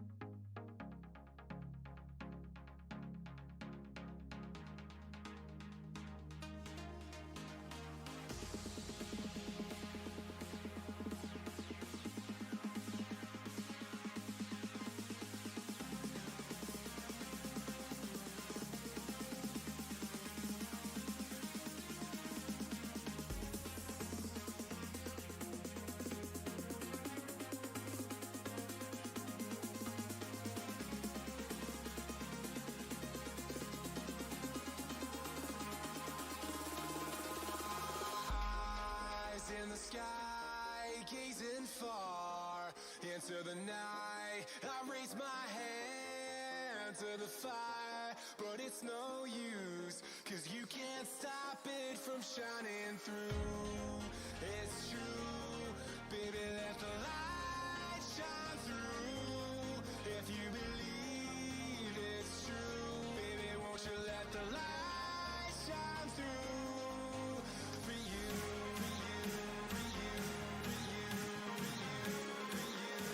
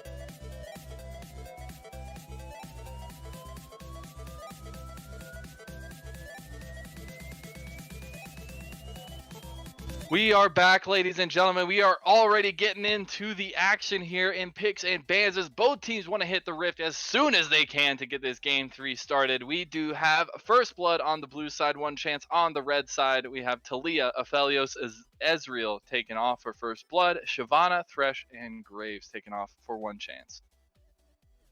Yeah, these are, again, the exact same bans as we saw last game. So, First Blood electing to ban out that Aphelios and lock in the Ashe. So, kind of pinching that pool, but we didn't see an Olaf ban. It looks like they want it. Very true, and we get to see it come through. The first pick for First Blood was that Ashe, and they followed up with the Jarvan here. Now, One Chance did select that Olaf and the Karma. The Karma didn't work out too well for them last time, but hoping to get a different tail to take this time around, as Galio was the last pickup here for the first phase for First Blood. Yeah, Galio once again locked in for them. Obviously did really well in that last game on it. And Galio Jarvan is one of the best combos in the game for engaging team fights. So really, really good pickups for them. Obviously, this Olaf Karma is going to be really good. So it'll be real nice. Ooh, we do get some spice. Spice is the spice of life. I don't know how that's going to go. But anyways, we get the Lucian in here for One Chance. And we also get the ban of the Camille. Yeah, the Camille getting banned out, no surprise. Top lane stud able to really be super impressive in that last game. Really showed up on that pick, so no surprise there. But the Lucian, you know, this is a flex pick. This could go mid lane into that Galio. It's a pretty decent matchup for Lucian, but it also could be the bot lane. Exactly that. But I am just so unbelievably excited to see this Olaf come through because it's going to change a little bit of what we've seen already in this game for the junglers. And I do feel like it still fits a lot of the style that we've seen so far, but it's going to be a big pickup for Mike, I'm hoping. Or I'm so sorry, not Mike, Pyro. But we do get the rest of the bands here. That Darius band away from One Chance to follow that Camille. The Maokai Nico, the band's away for First Blood. Yeah, Nico, no surprise there. Wave 6 kind of Nico gap that first game. So we see that getting banned out. But we're going to see what they elect to blind here. I would ooh, a Kale! Gotta go with the late game scaling. You know, you hit that level 16 mark. GG's. Go next. Yeah, it's gonna be a GG, big go pickup though. next. That Kale is going to be really spicy. Obviously, they're going to play weak side, whatever that Kale goes, which is more than likely top lane. But yeah, that is an interesting pick. I just think it's so strong in this moment. The Vladimir comes out for First Blood, so you're gonna try and attempt at that one, just to get the blood flowing again from game number 1 potentially. Hoping for a better performance at least. He's feeling fresh off that top lane performance on the Camille last game, so maybe the Vladimir lens from that a little bit. But Woo, that is a lot of confidence. it is. Picking Vladimir into Kale is you got to be really, really confident on that pick. Because that's a bit of a rough time for sure. We do get the Freljord bot lane though. It's gonna be Braum locked in to pair up with the Ashe. Kled is the hover here for Ooh, Kled mid into Galio. ONECHANCE. Yeah, that would Super be good. pretty crazy. Looks like we're gonna get the Bard hover here though. I wonder if they're actually gonna lock it in, bring the Karma to a flex position. Could be a bit of an interesting choice here. They do lock in the Bard, so it is going to be Karma mid more than likely. Could be Karma top, but Kale's looking at that top lane. Yeah, I mean, this is a really interesting draft by One Chance. They like to put the Lucian into the bot lane and flex that Karma mid into Galio. You get a lot of decent prio from Karma in that lane, at least early game, because Galio's not able to push much into it as a melee champion. But I love First Blood's comp this game. Me too. You know what else I love is when we get a raid from our buddies over at Risen Esports coming in with a nice one today. Thank you so much, Risen, for giving us that nice little raid, and welcome everyone to the draft portion of game number 3. We've gotten this far 1-1 with First Blood just coming off their win of the series in game number 2 and just getting all set up for the action here, aren't we, Mikey? Yeah, and this is gonna be one of those things. You guys got to take your bets in chat. Bet those seashells. We want to see them. Who do you have winning this game? Because me personally, if I'm looking at these drafts, I got my money on First Blood Paladins. I just think coming off of the game that they just had, already giving them the Galio, like honestly, the Galio hard smurf last game. There was a lot of really good engages, maybe not all of them, but I feel like it brought that sticky factor to the team. It brought that synergy to the team that wasn't there in game number 1 for First Blood, and so maybe they get to pull it out again here in game number 3. But again, you do have a lot of this strength coming from One Chance. You have Olaf, who is this carry jungle who can potentially just win games by himself, followed up by the Lucian, the Kale with a lot of damage coming behind, and the extra shielding and all that supportiveness coming from the Karma Bard. They have set themselves up for a nice carry composition here, but roundabout, I do think First Blood have the overall easier comp. Yeah, First Blood is just so easy to execute with this Galio Jarvan on the engages. Obviously, the Vladimir ult on top of that is going to be huge, but they have so much potential in these team fights to just lock you down with Braum, Ashe, Galio. It is just so much crowd control. Obviously, Olaf can negate all of that, and with Karma shields and Kale ulti, it might be pretty insane to see what this Olaf is able to do.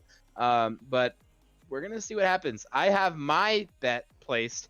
I'm waiting for chat to place their bets. And Lemons, I want you to place your bet in chat as well. Oh, that's gonna be a rough one for me. Both these teams, man, we've seen such good things and such maybe not so good things on both sides in both games, honestly. And so like it's just so topsy turvy. I don't know. You could always go with the easily executable composition, but that's not who we saw won in game number 2. As First Blood had a very different composition, but pulled it all together, as I was just saying with that Galio. So I honestly, going from game to game, using momentum on their side, I think First Blood can take this, but I would love to see what One Chance can bring to the table with this comp, because it is going to be focused around Pyro, who had a stellar game number 1, not so stellar game number 2. Now he's on this Olaf, this carry champion. We got to see what he's got. Yeah, this is a, you know, win or you go to the losers bracket game, right? So Exactly. this is imperative for them to show their best, to give their best, and we're gonna see what they do. And the fact that if you win, you just go straight to the finals. You don't have to. You get a week off. You get to see your competition play before you, and it just sets you up so well going to the last parts of these playoffs. And both these teams are vying for it. Both these teams are hungry, but who is going to be more hungry? We're going to have to see on the other side of this break. But we're going to be sent into a little short spectator delay here while we get ready for everything.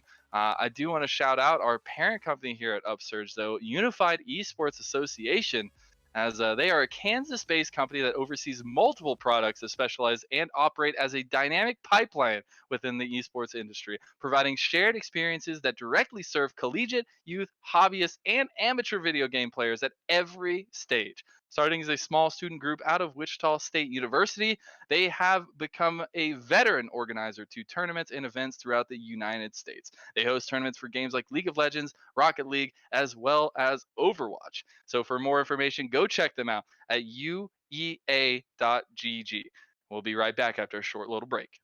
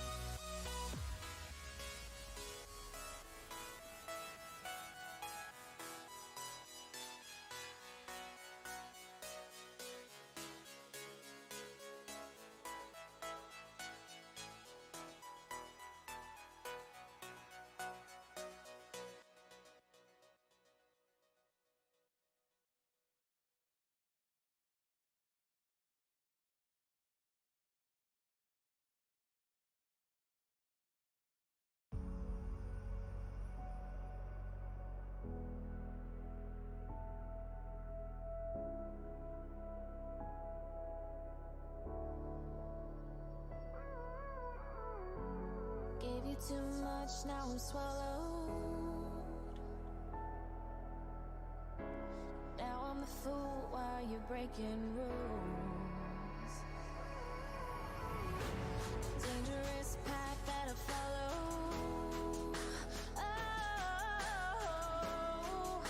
go on, just do what you do. And it hurts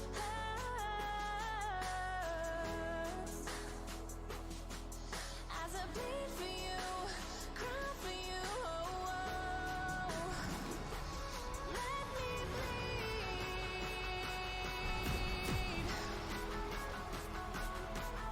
as I bleed for you, cry for you. Let me bleed.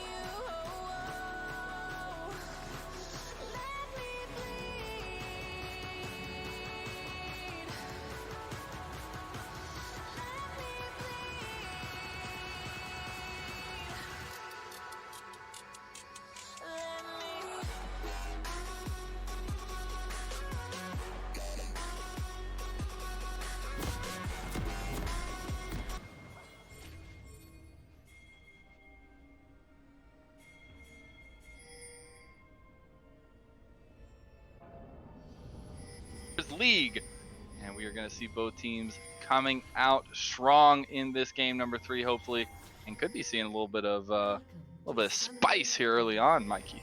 Yeah, it looks like they're gonna try and elect to go for an invade on the top side, try and catch this Kale off guard. Might be really, really good actually, because Kale has no vision of this bush. But no. Yeah, this is going to be a bit rough here. Shin over the wall as well, still always that aggressive stance, but they are actually going to go away. They smell that something is up, and it looks like we're just going to get a trade of jungle sides here.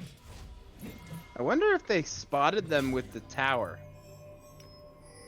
I'm not sure if somebody walked too close to the tower and the Kale I'm was also able to see. guessing, with the way that the games have gone, how everybody's kind of shown up at the very beginning, as soon as you see in game number 3 where you know this is it, this is the time that people pull everything out, like you see that nobody's showing, there's not a 5-line stack, like a 5-line of scrimmage here, so you know something is up. So I think it's actually really well played. Here we there go. By ONECHANCE. Now we're going to see if they can make it happen on the other side. It's Shin who Pyro did passive onto Pyro, and he goes down. And that's a huge pickup there for First Blood, as they're going to turn it right around. You don't want to fight a Braum level 1. I'm just going to tell you that right now, folks. If you don't know, now you know. If you don't know, now you know.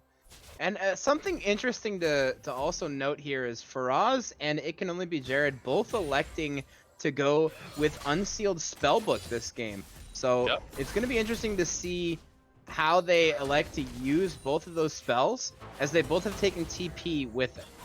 Oh, that was a nice double stun there by Monster Mash, but he's going to get stunned up himself on the other side of it. Now we see Here the comes Mike. invade here. Mike is coming over to Pyro's side. This is where this gets a little tricky, though. That is an Olaf. The flash comes out, and Pyro, he gets a kill. He returns from that early deficit, picking up a kill for himself, and that's 1-1 now.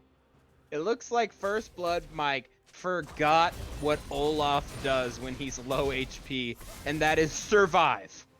That man can wail on you. He gets more AD the lower health he is, and he gets all that lifesteal from his W, plus Conqueror, plus all those axes. You do not want to catch an Olaf by himself.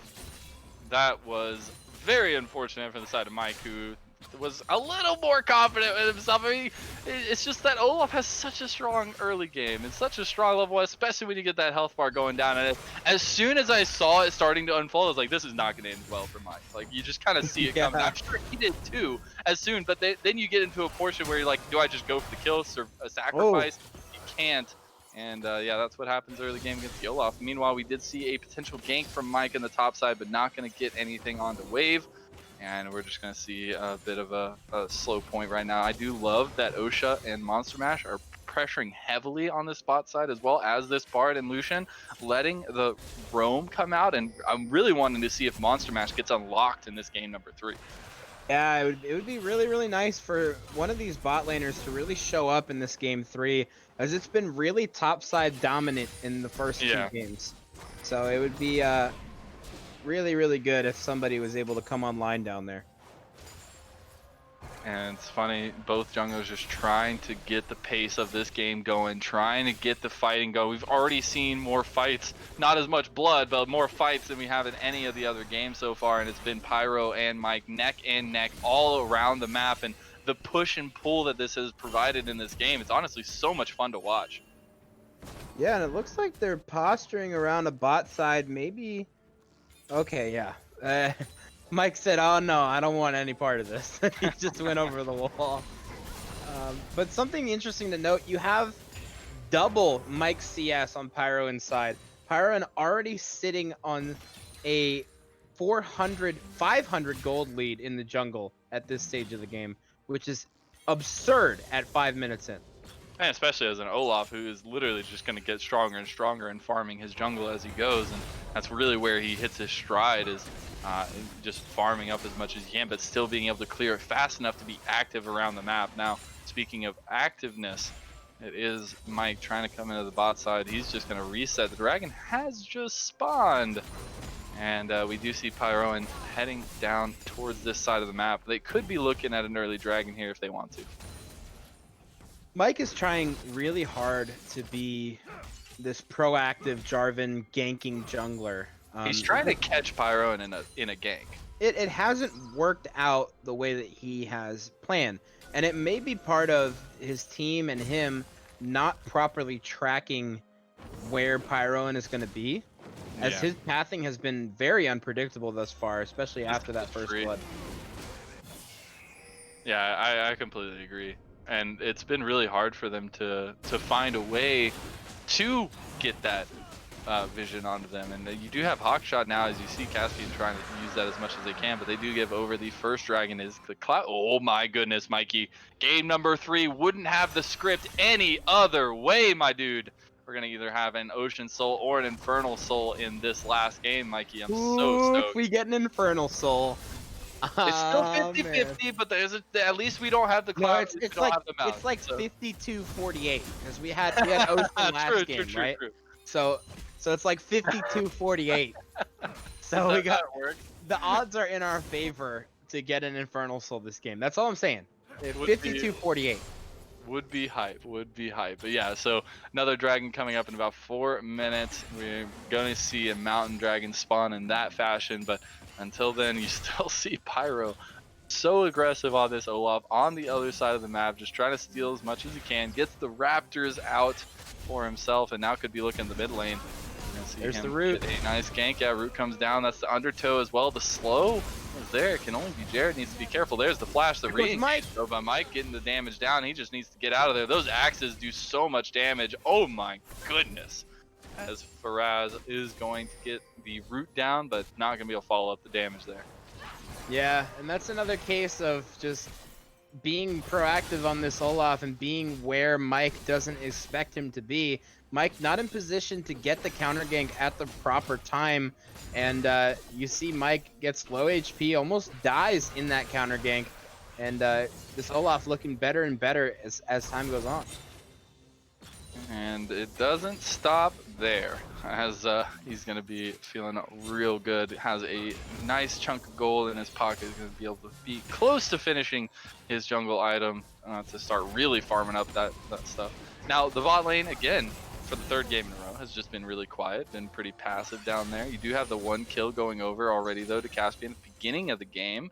So that feels good, but we haven't seen very much action. There's been a couple attempted ganks, a couple things that just didn't line up right, but it's going to be a bigger point as we get developed into this game, especially with the dragons being so important, and we've seen how effective they are in kind of closing the game out for either team here in this series so far. So I really hope to see some more focus going down there.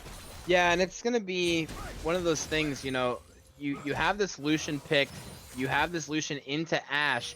Ashe is going to outscale Lucian. It's not a matter of the one player is better than the other. It's a matter of one champion scales and the other one does not. So having all this quietness in this bot lane actually favors the side of First Blood, because their Ashe is going to be better as the game goes on than this Lucian will be. Yeah, and he does provide strength in his own way, but I agree, and especially with the lockdown that you can get in the later parts, when everybody just being able to follow up onto anybody you pick out, the way they've drafted their composition here, it just synergizes so well. I know the synergy word just keeps coming up, but it is so true in this moment, and feels like they were like putting pieces to a puzzle here for First Blood Game 1. You know, they had the pieces all wrong, the ones that didn't go together, they just kind of crammed together to try and get to work. And Game 2, it like actually came together. Now 3 is like the perfect puzzle, all laid out, already put together. You don't even have to touch it, and just like magically performs. And we'll have to see if it continues, because the fact that it is still a close game, we haven't had a lot of blood in this one so far, as you were mentioning, does benefit the side of First Blood, but I still think either team can show up. We've seen ups and downs from both, so this could be it in game number 3. That's very true. Ash's Hawkshot able to spot out Monster Mash, who was looking for a little bit of a cheese on them in the bot lane. So very smart by Caspian to able to throw that out. But like you were saying, as this game progresses, First Blood only gets stronger. You have the Vladimir, but on the flip side, you have a Kale. You have an Olaf. You have the ultimate scaler, the game-ending scaler. The scaling champion on the enemy team. And when you couple this Olaf with that Kale and with this Karma, it really throws you for a loop, because who's going to scale harder, right? Well, you look at the champions, you look at who has the advantage right now, and it's really nobody. As of right now, it's dead even. So Yeah. the only thing that's going to be the X factor as this game progresses is this bot lane, and whether or not they can outperform their enemy. Yeah, I agree. We did get to see the Rift Herald taken during that time. It was used top, got a couple plates down, but died instantly afterwards. So that was not too big of a pickup. At least we get a little bit of gold there onto the Vladimir. We do get to see the teams coming down towards the Dragon, though, which is spawning at this moment. And now we could see a little bit of a tussle come out from the two here. We're going to see Heroes entrance come down. They used all their ultis right there. And Chant Crystal Arrow came out too. Now it's going to be a huge re-engage here as Olaf flashes forward. He goes down. It can only be Jared right in the middle of everything, as Wave has also joined the fight here. TP's coming in abound, but it's a little bit late on the side of top lane Stud, as he's coming in for the flank here, but might be just all by himself. Yeah, he's not going to be able to get anything. So great response there from ONECHANCE as they get the TPs in first. They get Faraz, they get Wave down there, and they take the kill. Yeah, and Wave 6 able to pick up a kill for himself on this Kale. That's going to be huge. That TP, at first I was like, well, I don't know why he's TPing here, but he's able to secure that kill. And that gold on the Kale is definitely the best case. God, the root, the damage. Faraz gonna be able to pick up Mike in the kill, was waiting and baiting, and got the jungler looking into the Dragon Pit. That was really nicely done. And Mike is just falling farther and farther behind on this Jarvan versus the Olaf. It's really just an unlucky game for him so far. Not able to track Pyro in the early game, and now just getting damaged. And he has no resistances thus far. He just has his Cinderhulk that he just completed. So it's going to be a really rough game for this J4 now. Well, and for top lane set, I understand that you need to back, you need to get the reset in before you can TP in. But at that point, the fight's already started. You're still recalling. Like, just pull the TP. I think that's such a hard decision to make, and I'm not in the circumstance, so I don't know 100%, but you would have been better sought that you had another member there in the fight, and that's just a bit unfortunate. But see if he can make it up elsewhere. Still has been farming up that top lane pretty heavily and has gained a bit of a CS lead over Wave, so at least he has that going for him. Yeah, and he's sitting at level 9 right now, which is a pretty big power spike for Vlad, as he's got that transfusion finally maxed out. So he's sitting pretty well. It's just a really unlucky reset timer there. Definitely is, but no. Actually, guess what, Mikey? We got the Spice of Life. We got the Infernal Soul onto the Rift. I'm so sorry, I just completely missed that when everything explodes and the map looks completely different. Yeah. But, ladies and gentlemen, we have arrived at this Infernal Soul, and so both We have really the gonna be looking at Spice. it.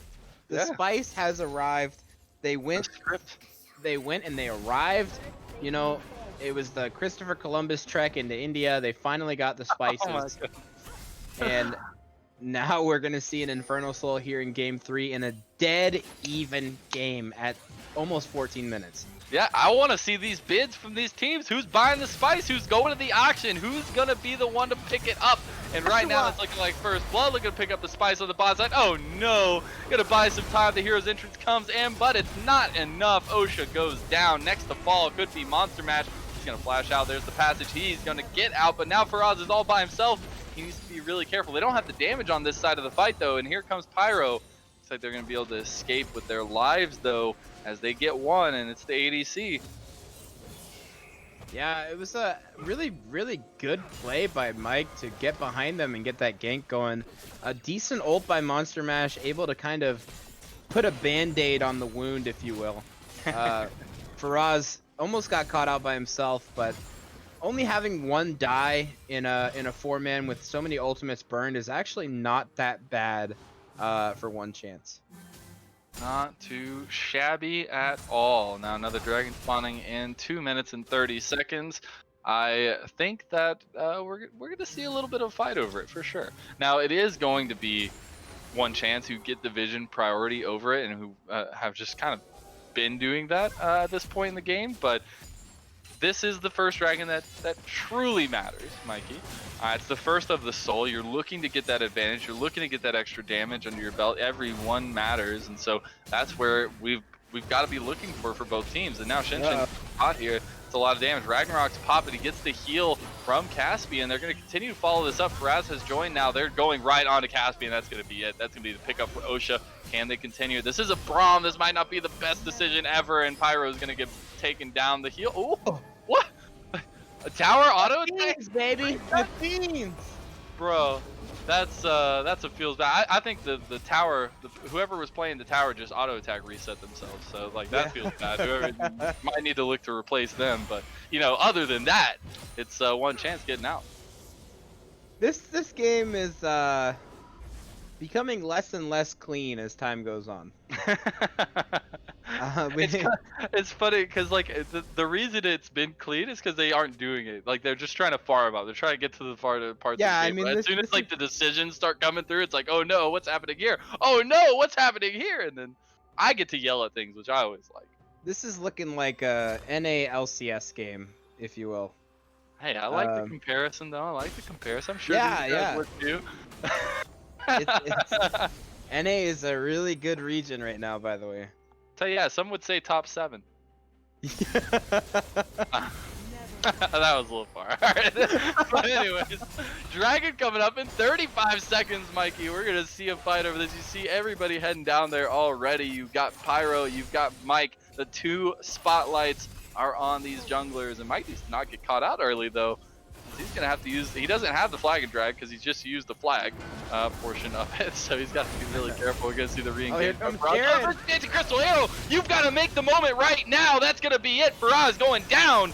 Do they take the rest of the fight? Here comes the damage from the top laners who have arrived and are here, but the knockup actually goes, or the knockback goes on to top lane Stud. He gets stunned up. They start up the dragon here.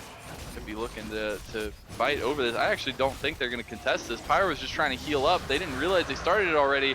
Can they take the fight on the other end of it? They decide not to. They pull out. First dragon goes over to First Blood. That's a huge, huge dragon for them.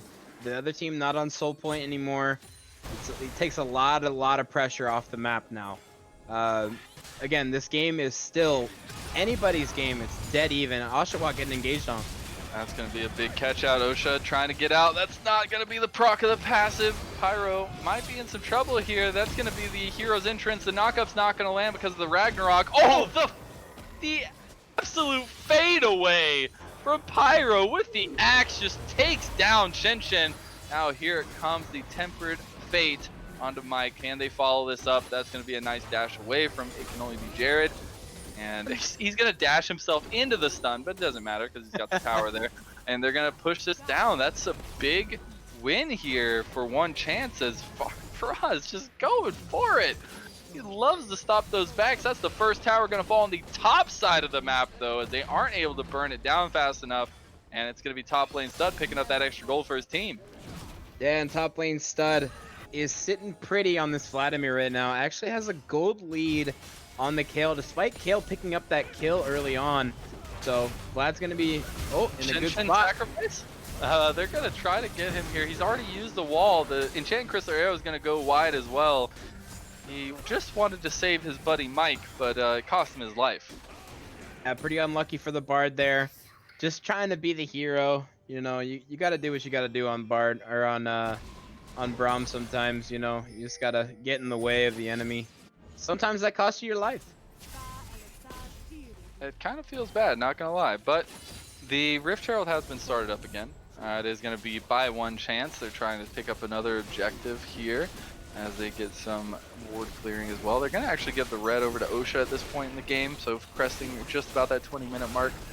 Going to be giving that ADC a little bit of extra oomph, trying to get into the game a little bit further as they weren't able to get a lot of kills on him, but he actually has about a 30 CS lead on this Lucian, so at least you have developed something for yourself. Yeah, and you have to keep in mind, right? This game is almost, you know, it's going to be between Vlad and Kale, right? Whoever gets 16 first, whoever reaches that pinnacle of level 16 first is who's going to scale, right? So Vlad is sitting pretty obviously with 169 CS here at the 20-minute mark. Obviously Kale only 4 CS down, sitting on a kill as well. They're both pretty much dead even in XP. It's just going to be a matter of what happens with these mid-game team fights as to who's going to scale, right? And it's just, to me, like, I understand Vladimir scales. Yes, he does. He's scary.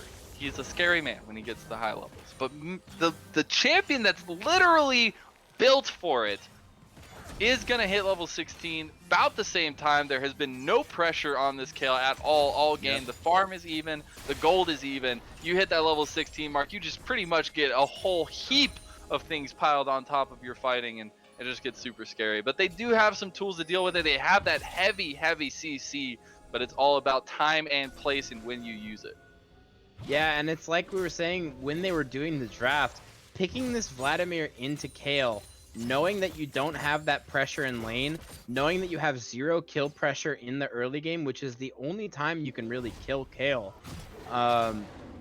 you're electing to basically let this Kale get to that point. And so far, again, like you said, there's been no pressure on this Kale, and she's scaling just fine. Yeah, I love it because both teams are pretty much have already put down their cards and are like, we're gonna wait. We're just gonna settle for playing for objectives from both sides. Neither team is going away from that. They're both waiting for the objectives to really make moves, and they just want to kind of stall out the game and hope that they can make the better decisions. And so far, it's just been a completely even slate, and the objectives now are going to be mattering even more. So you better be able to put up or shut up in these kinds of moments. You did see the Rift Herald spawned in the mid lane, did get the tower there as well, and we're setting up for a fight in front of the Dragon Pit. Ooh, here we go. You get the re-engage there onto OSHA. He's caught out yet again. The Glacial Pitcher came down. Here's the big heroic entrance. It's going to get a 1 knock up there, but Ragnarok's still going. He's going to go down. Now this could be the moment. Vlad's in the back. He's going to pop the ADC. And he's running away. The burn's going to be enough. Kale, you don't have it just yet, but they have the turnaround if they want it. Faraz is going to get the damage down. Here comes the root onto Jared. Wave is still there. He's not level 16, but he is a Kale. That's going to be one member going down. The stun's there, though. The taunt! That's going to be Jared picking up 1, but he's going to go down finally as the Karma Flex is coming through at this moment.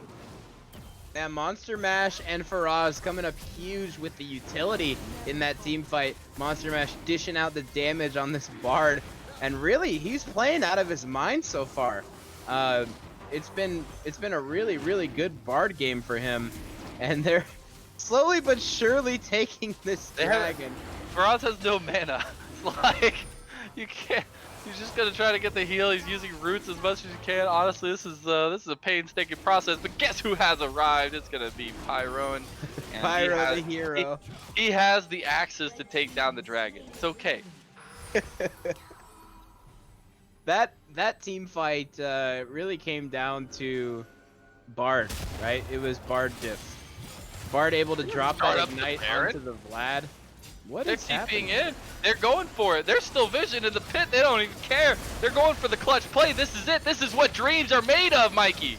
This is game 3, Desperation Baron attempt. And it looks like it might work. It's about 6,000. You've got top lane stud fending off the advance here, but they're starting to pull off. They want to go for the fight. There's the Enchanted Crystal Arrow, but it's going to be judged. And now Wave is the target to catch out. The positioning wasn't there for Wave 6, and now they've got to make a play without it. There's the Cataclysm, followed up by the Heroic Interest. Not gonna like that one, but they tried to get Pyro, and he just flashed over the wall. Now the pull comes out onto top lane stud. The re-engage, the taunts, the damage. Shinshin! Blood looking to take it. Tempered Fate's gonna buy some time here. Shinshin's right in the front line. He's trying to get the damage that slows. Pyroan's going next. That's double kill for It Can Only Be Jared. Now the follow-up. Monster Mash looking to take his own money in this fight here, as he's just baiting some time, trying to let OSHA push this mid lane a little bit more, but they're gonna start at the Baron. You've got to respond here, as Monster Mash is gonna get the passive put onto him. Not gonna do much. And Shinshin going to just get the stun down. TP's Here coming comes the through. They're Kale. getting low. This is Kale time. This is 14. Kale! Double kill going over, but he doesn't have it. He only gets 2. He gets blown up as well as his partner. And OSHA just walks away from that one. The shutdown going over to It Can Only Be Jared. Man, this game is absolutely insane. This is what we ask for as casters for a game 3, right? You want this back and forth action. You want people just battling it out. You know, if you lose, you go to the losers bracket. You don't have that guaranteed finals appearance, and they are putting everything on the line this game. You love to see it. It's so wonderful at this moment. Now it is Dragon Soul point here for one chance, and you're just looking to secure that, get that extra burst damage on your fights, and really at that moment we have another 2.5 minutes that we could be looking very close to those level 16 marks. Probably not going to get there at the moment of spawn, which I would have to say that it's on First Blood right now to take the advance, take the tempo, and push this dragon as they tried to do with the Baron. Yeah, I would agree. And First Blood, you know, this Vlad is almost level 16, almost 3 items. So this is a huge Vladimir. Obviously that Kale sitting in the same boat, not quite as close to 16, but still sitting on a decent power spike with this Gnasher's Tooth completed. So we're gonna see some definite fights happening over this dragon coming up. And I'm not gonna lie, I'm a little worried. There's 2 members here on the side of First Blood that have about 1.2k in their inventory right now with the dragon. I'm hoping they at least get the reset here before the dragon spawns. I mean, you have about 1 minute and 40 seconds, but Caspian is gonna whiff the arrow. Almost gets taken down by the culling. And that's really close. Looks like they're setting up for this Baron now. They're looking to collapse on the top lane stud here as well now. He's shown himself. That's a little bit overeager there, buddy. He's going to be taken out. That's 4-on-1 here. He's going to get a lot of damage in return. Going to buy some time. His teammates have arrived. Tempered Fate comes down to stop Mike's engage. Top lane stud. That is going to be the engage. They're re-inviting here left and right. Pyroan in the back line is going to get taken. OSHA is trying to do the damage now. They have the follow-up. The flash comes out. The damage is there. Shutdown going over to Wave 6. And he's looking to continue the fight here. That's going to be OSHA picking up another. They lost their jungler. They still go for the Baron. Only 1 member alive, and it's Caspian. Caspian has no ult available to shoot to try to steal this, so looks like they're just going to be able to give it here. So a free Baron after that little overzealous play. The top lane stud almost able to get out, putting out a lot of damage, but just not enough. As just gonna say, they're waiting, they got it, okay. Yeah, they got it. I'm just gonna say, should have backed. I don't know, that 1300 gold probably feeling pretty good in that fight though, I gotta say, Mikey. Yeah, I would say so. But we're gonna see, look, this Kale is now level 16. So that timer is now here. We have arrived at the point of the game where Kale has ascended, right? So, what's gonna happen at this dragon? One chance wants to fight this. They have a level 16 Kale with almost 3 items, okay? Look, This is just their look at fight the to win. beauty of it. Mike said they want to fight. They're going in for the engage. He goes golden by some time. That's a lot of He's damage on the dead. back line. He's dead. That's going to be a huge pickup. Can this be the moment? Is this when First Blood turn it around? They do. They take the kill. They take the ace. And now they take the dragon. And what a play by Mike to catch them out. Wow, this game is absolutely insane. The clean ace, only one member taken back. They get the Baron. They're like, okay, they don't have Baron anymore. Now it's their game. This game is absolutely insane. We are only 300 gold apart. Now 300 gold in the other direction. We're almost 30 minutes into this game, and it is dead even, Lemons. And honestly, that's a huge turnaround there for them. And Lemons, did we lose you? Well, it was quite a turnaround for I for believe I'm First Blood back. I there. apologize. Okay, he's back. He's back. I black screened for a moment. But I'm back. I'm black. It do be like that I see the light now. I see everything going on. But we're good. I just think that it's so crazy that we are at this point. That was the turnaround to get the game back even now. You have 2 dragons on the side of First Blood, but you still have to be so careful about the dragon soul, which your enemy is on soul point. You still got 2 to go before you can capture that for yourself. So that's going to be a big focus for First Blood coming through. Yeah, absolutely. And you know, another interesting thing, you know, you have this Kale that hit level 16, but if you have no peel for said Kale, that Kale is going to die. Man, they are so willing to just throw that combo out every single time, hoping the one time they get it, it really sticks. Here comes the ghost. Hey, is caught Man out. doesn't have anything. That's the judgment coming down. He's going to try to survive, but that Kale is done, skis. And you may have hit your items, you may have hit your breakpoints, but it doesn't matter if you get out positioned. And this is just the. Oh, they're just going for it. They just want to get some revenge here for they the go. Caspians getting the engage on him, but the stun is there. That's the re-engage on the backside. Olaf is down. Now here comes the big man on campus. It's top lane Stud just taking the tower, helping Mike, just being able to take so much pressure off of the rest of the fight. First Blood's gonna take the tower, take the kills, triple kill over to Caspian, who ended up going down, but they're looking at the inhib towers. Yeah, this is another case of better team fight wins, right? Especially in these games where you know you're gonna be fighting for objectives, you're gonna be trying to catch out enemies at all points of the game. When you pick a team fight composition like this one, the later you get into the game, the more items your players have, the better chance you have of winning, despite Kale reaching level 16. It's really rough, and honestly, Mike has just been on point with these engages. Yes, they look a little bit overeager at times and a little bit outlandish at some of those engages, some of those engaged points, but it all ends up snowballing down because you have top lane Stud, who every time in these fights has not been there at the beginning, but is there to round it out and really to show them how much strength this Vladimir has. Absolutely. And when you have this Ashe that is just so much more useful than this Lucian at this stage of the game, it gets really tough for the enemy team to contend. But there's still a big hope here for ONECHANCE. They are on soul point. If they secure this Infernal Soul, they can better position the Kale in these fights where she's not getting picked out. They easily take these, and if they get this extra damage on top of it, it's just going to be so much harder for First Blood to do anything about it. And we're going to have to see what the decision is here, as we could be seeing a clash coming soon. Yeah, as soon as we get these objectives spawning, which pretty much exact same time they're going to be spawning, we're going to see if they elect to trade one for the other, or if they elect to try to go after both and split the team up. You do see Mike on the top side of this engagement here. They are pushing the tower just a bit, as you do see a bit of a split focus here. It looks like the side of ONECHANCE, we're pinging up towards the Baron there, but are actually opting to head down towards the Dragon.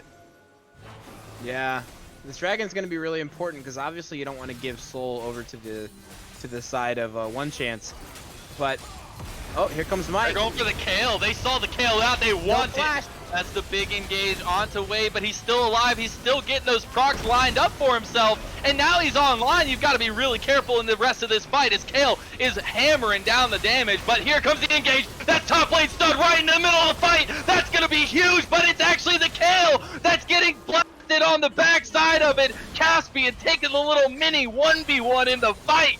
And Pyro is the only one to survive, but they are looking at the middle. They are looking at the base here for first blood. Top lane stud, like you were saying, late to the party. Always arriving late to the party, but always arriving in style.